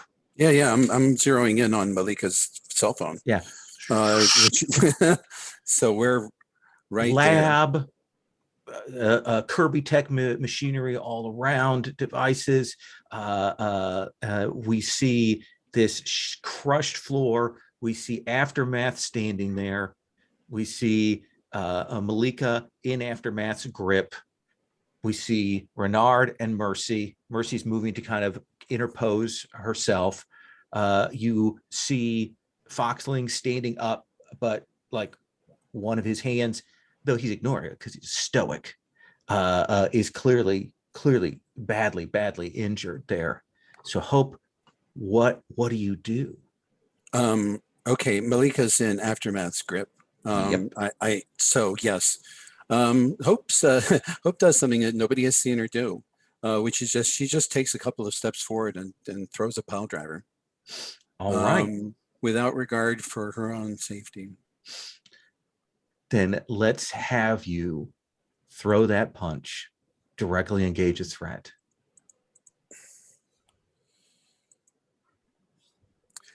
Bam! Oh, nice. So that is a 10. So you get to pick 2. Resist or avoid their blows. Take something from them. Okay. I assume that something is Jasmine. Yes. So yeah, he goes flying back into the far wall. And I think that you'll see like that shiver across the floor, across the ceiling that you recognize from being around Seismic, of that kind of buildup of like an earthquake epicenter as he hits that wall. But you've got a hold of Jasmine. Seismic, there's your dad. There's my dad, and it has the fact that he was just thrown into the wall. Is it about to cause an earthquake? He is building his powers up. Like that's his reaction to getting hit and kind of taking that condition. Okay. I think we're gonna see like on the comic book like how I've leveled up. I see in the NPCs tab that Seismic has like the power, or Aftermath has the power to turn himself into like a lava being, right? Yeah. Okay. I think we get a full spread here. Well, first we get a few cells of like Pietro going through the same transformation, like from his feet upward, and then we open up to like a full spread of him looking like an Aftermath Junior, like a diet Aftermath, if you will. Diet Aftermath. Okay. Yeah. And I'd like to unleash or I'd like to roll burn here. Okay. So let's have you roll with that. That's the Nova power. And I included it in the character keeper, if you like. Okay. The power. Yeah. I put it under advancements. Excellent. Yeah. And I have no conditions yet. Let's have you roll. Okay, so I rolled a miss.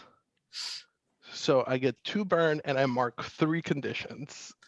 Okay. And I think that I am angry, guilty from what happened before, and afraid it might change. All right. Let's quickly, before we go too much further, let's get that team in the team pool. We're at 0. So we're going to add 1. Malika does not have influence over everyone. I don't think everybody has the same purpose in this fight. Yeah. I think team members mistrust the leader. I think we've established that already. Ill-prepared or off balance. So we're at 0 team in the team pool right now. But we see that light up and it illuminates the room. Jasmine, let's do you, and then let's do Foxling's reaction. What do you do?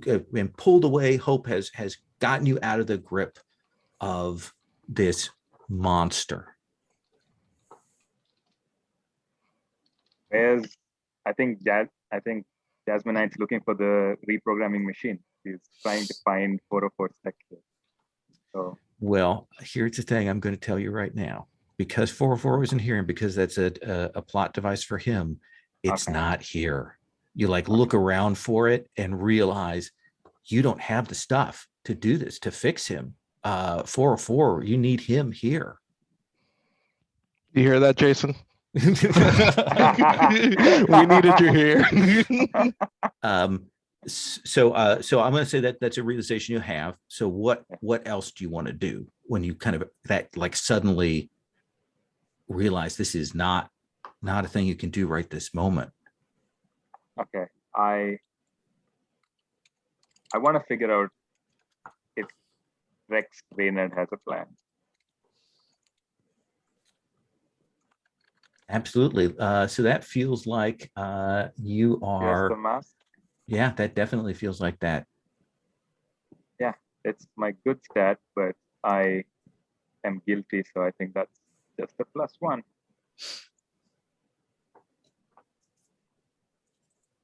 Ooh, 11. 11. You have 3 hold. Okay.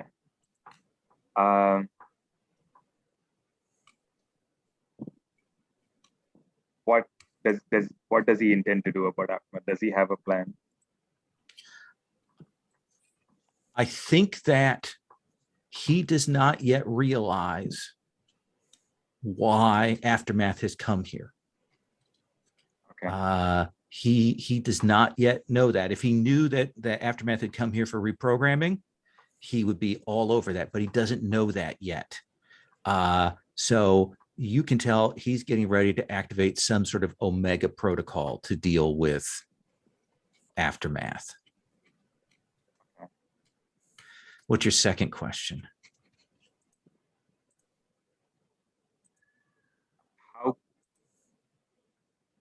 How can I get the team? How can I get him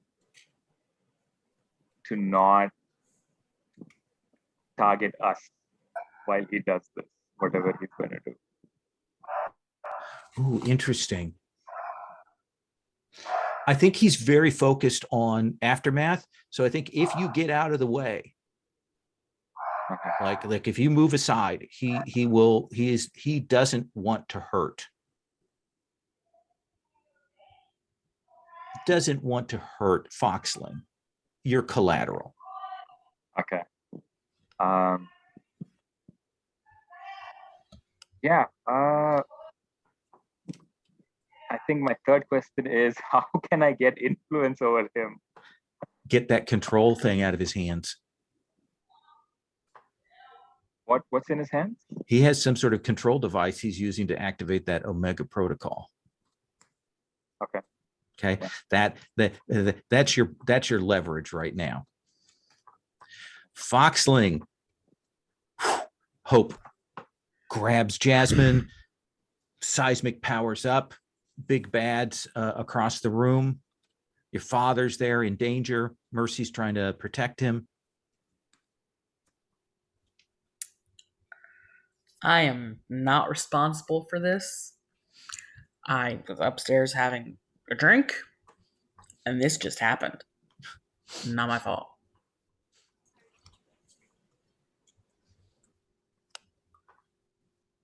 And what do you do? I think he shakes out his broken hand, and we sort of see it it's in the process of healing itself. Mm-hmm. And he's like, don't know if this is a good place for you. and he's gonna try and create another one of those portals that he did last time, which is a new power his father has never seen. And he's like, I'm gonna get you out of here. Let's have you make that roll. Yeah.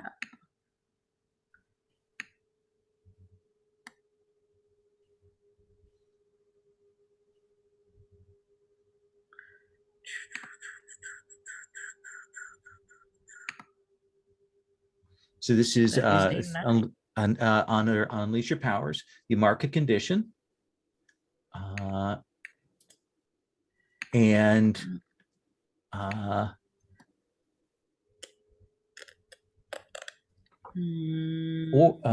you can choose to mark another condition, or I can tell you how it's unstable or temporary.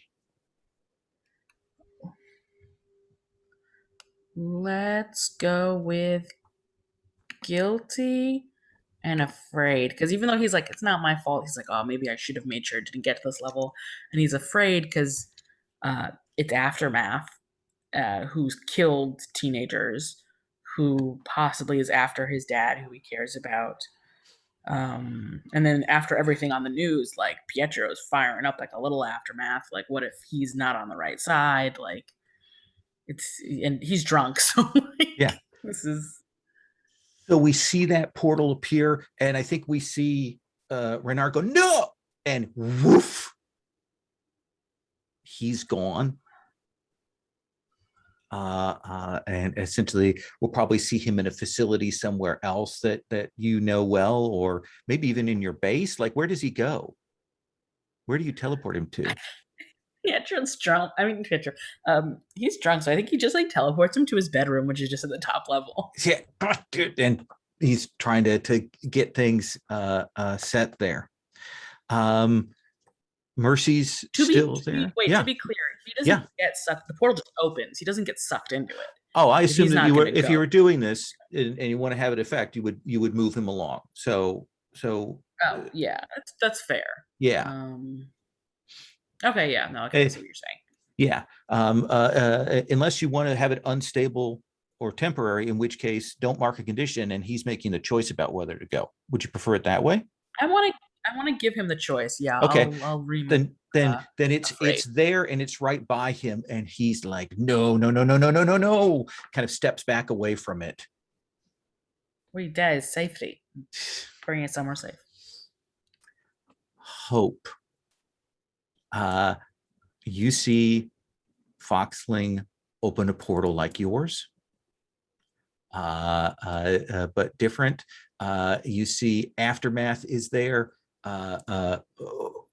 Renard, you see Seismic is powered up.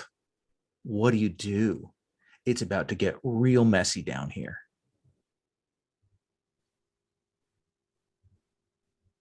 You are muted. Malika, what happened?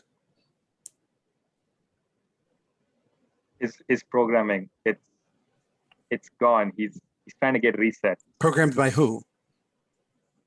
Who do you think, Reynard? Foxling, your father's been controlling Aftermath all this time.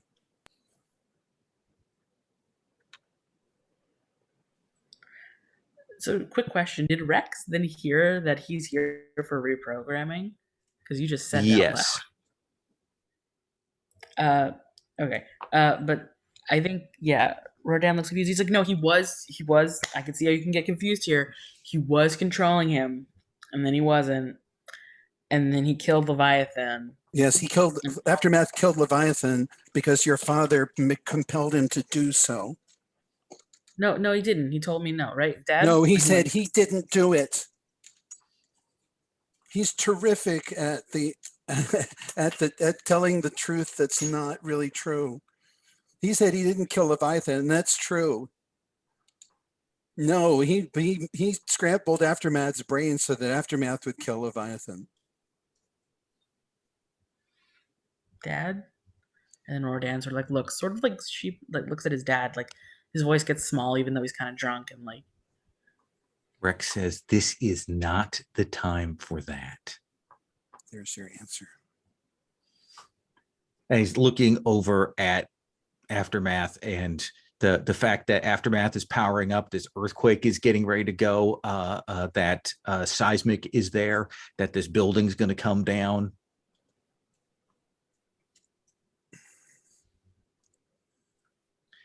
So I think there's been that revelation of truth, but let's see what seismic does as these conversations are going back and forth. Okay, I don't trust my hearing, so summarize for me, if you don't mind, what Pietro Sure. has seen since he stepped into the portal. So you've come out. Mhm. You've seen Hope smash your father into the wall. Your father is powering up. You've seen a portal appear next to Rex, created by Foxling. Foxling is trying to get him to leave, but he's not leaving. And now there's this shouting back and forth where it's been revealed that your father's here to be reprogrammed by Reynard, and that Reynard did this, and he's certainly not denying it right this moment. But it does seem like Hope is trying to convince Foxling of his father's lies. Okay. And you are magma hot here, Aftermath Junior, in the sub basement of a building that you can already feel the fractures in the earth. Okay. Thank you for that. Here's what we're gonna do.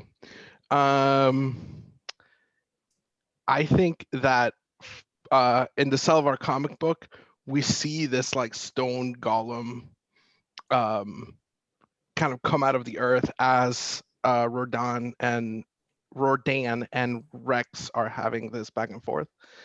And this stone golem is just gonna like snatch this piece of tech out of Rex's hand, and I'm gonna burn 1 point to use snatch. I can spend my powers to seize any one object up to the size of a person from someone within view. You'll grab that data pad that he's typing furiously on, and grab that out of his hands. Do you break it? I think that my hand goes unloved, and I'm just gonna hold it for now. Okay. My long-term plan is to incriminate Rex as if he was the one that was mind controlling me, so I can get out of the law. We'll see how that works out. I need a get out of jail free card. I think if you allow me to do these two things at once, I think I'm gonna have that in one hand, and I think as we see Aftermath powering up, and maybe like the earth around them in a circle is like trembling, and like the ground is starting to like do this like sonic boom type of thing, I'm gonna spend my other burn to create a moat. Spend 1 burn to create a barrier that will hold back threats as long as you keep your attention on it. Yeah.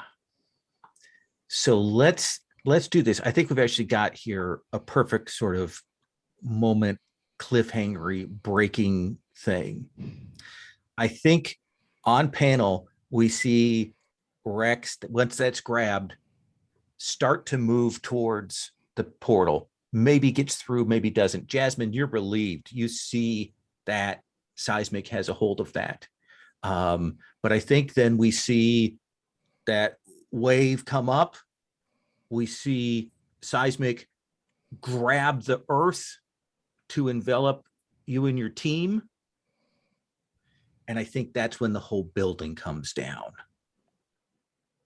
Just absolutely comes down here as Aftermath blows out the foundations of this.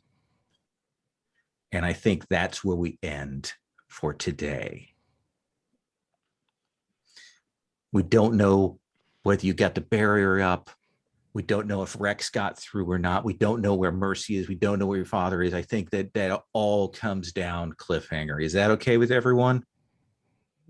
Yes. Yeah, love it. I mean, no, I want to play more, but Yeah, I make a motion to add 3 more hours to the session. Let's have everybody mark, just to kind of push things up. Everybody mark 2 potential, Woohoo. just in Ooh, I case love we can see if maybe we can get another advance during the course of next session with some fails. So kind of push that forward. If you don't mind, I would like to definitely get some stars and wishes, because we are going into next session. We're going to kind of start out with a team move, like under the barrier, having a chance to talk to one another there before that. And if Jason's back with us, we'll have 404 there, just to kind of bring that full circle. So that's just kind of how we're going to plan that out. Thomas, can I ask you for stars and wishes? Yeah. Stars lol for rolling with my taking out Aftermath. That was great. In the mid 4th section. But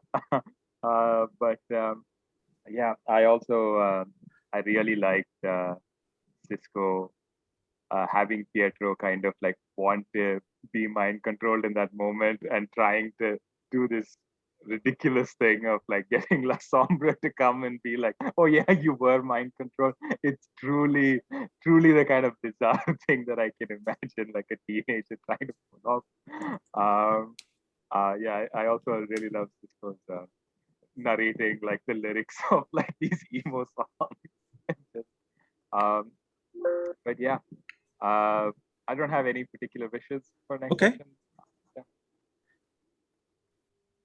I want to say the you so rarely see the moment of truth activated in a short run, and I thought that was like the most beacon thing I've ever seen.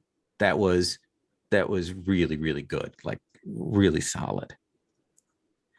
Kay, stars, wishes. Got some revelations on the table today. So many revelations on the table. Stars, definitely. That scene with Malika just like absolutely knocking out Aftermath was chef kiss. All of the just absolute, like both these scenes that are just so mirroring of each other in interesting ways of Aftermath and Rex Reynard are just chef kiss to you, lol. I so viscerally feel for Hope. It's like such a in my chest, and I love Pietro with all my little heart. He is a character I would play. And yeah, I love that. Yeah, I think those are my stars. Are we doing wishes yet, or is that yeah like we've got 1 session left. What do you want to lean into? What's the thing, like if you like, okay, this is the thing, the scene I really need to have next time? I think there needs to be whether it ends in like a big conflict, an exclamation of how Rex really feels, and that's bad or that's good. I'd like some kind of semi resolution at least to that. Okay. Where either Rex does something that somehow ends up being like they can keep this relationship, and there's like, maybe they're not necessarily fixed or repaired, but it's like still slightly at odds, but there's something there, or for it to completely like shatter and probably destroy Rodan, or at least a part of him in some way. I want one of those. Which one I will leave up to your deft hand, Lowell. Okay. Yeah. I'm looking forward to that very much. So, Brandon. Stars. I won't repeat what other people have said because I think I love them all. And I'm so happy to have gotten a chance to have interpersonal stuff between Hope and Rortan. And a big star to Kay for playing that to the hilt, and letting Hope break her a little, him a little. And wishes, the same wishes before. which is that, you know, hope is essentially is trying to save, you know, to save the future from catastrophe. And I'd like her to have the chance to put herself on the line for that, whether it's to save the group or, you know, or save Foxling or just, you know, prevent the awful thing that's going to happen, somehow validate her having turned traitor and come back in time. Yeah. I think we can definitely lean into that. We'll try and steer that way. That makes sense. Give Hope closure some way there. Cisco. Okay, so many stars. Thomas for meeting with Aftermath. That was an awesome scene. And then strategically setting up that moment of truth. That was so cool. Honestly, my dude, that was the only way you were going to survive that scene as a beacon. So I'm glad you did, because I did not want to see you die. K for staying in your denial box the whole time, even as the mounting proof for your dad being a villain, and you're just like, no, that was so dramatic. And I love that. He failed to try and pierce it, so I was like, I gotta play into these failures. Yeah, you did great. And especially giving Rex the choice of going through the portal or not, as opposed to you pulling him in. That was really awesome. Brandon, man, just like last time we played, love your emotional play, love the gravity that you bring to the table, and the tragic characters that you play. Love you putting yourself out there, out of character and in character, putting Hope out there by professing her love passionately. And I think we've all been there. So it was like a very, it was a moment that hit me right here in the meow meows. And if I was watching, if I was watching the show, that would have been the moment where I was like screaming at the television because that was so good. Lowell, thank you so much for all that narrative authority and letting me set up all my silly montages playing junior director. I have to echo everybody. Your laugh when Lasombra came in was like so good. So well done. And wishes? Wishes. If there's a way to narratively give Pietro, like to absolve him of his crimes, like if Lasombra lied, or like, normally I want to see a character pay for their mistakes, but I think in this instance I wouldn't mind it. I don't think it would be cheapened if we found out that he was mind controlled. No, I think I think we've got some threads out there that could definitely point that way. Yeah, and of course I'm playing to find out. It would be nice, but if not, I have an epilogue of him paying for his crimes essentially. And I wouldn't mind it if it's a sort of thing where our last session is like a skip forward in time. I'm not saying that's something that has to happen, but I'm just pitching it as a possible wish. And at the very least, give plenty of time for the epilogues to breathe. For sure. And I think that's all. Okay. Thank you all very much. I appreciate this. This is a fun session for me to run. What are your stars and wishes, considering it's the end game? Thank you, Kay, for asking that. Stars, lots of really good stuff today. I liked Hope's kind of reaction at the apartment there. I really liked Kay, that sort of back and forth, the sort of, okay, maybe a little bit, and then back, we keep seeing that dial kind of move and get a little further along towards my dad's done something here, and it's not something I think I can deal with. So I thought that was really good. It's been a really nice evolution of that. I thought Malika's choices, besides the choice of doing the the moment of truth, I think the choice of like cutting off the phone and of really getting a sense of that sort of frustration there was good. And the choice to go for the sort of intelligence gathering at the very end to like figure out what is the way to stop Rex here. That's all good stuff. And it was super fun to do the chaos thing. Here's the thing that I like is when you have narrative authority, you're still leaving me enough room to add details on. And I think there's that nice mix when you get that collaborative working together. So I would say that's all good. Wishes. I hope we can bring in 404 seamlessly. I would like to have him have a chance. I appreciate everybody letting me kind of delay the reversing the mind control or that kind of thing. So I hope we get a chance to do that.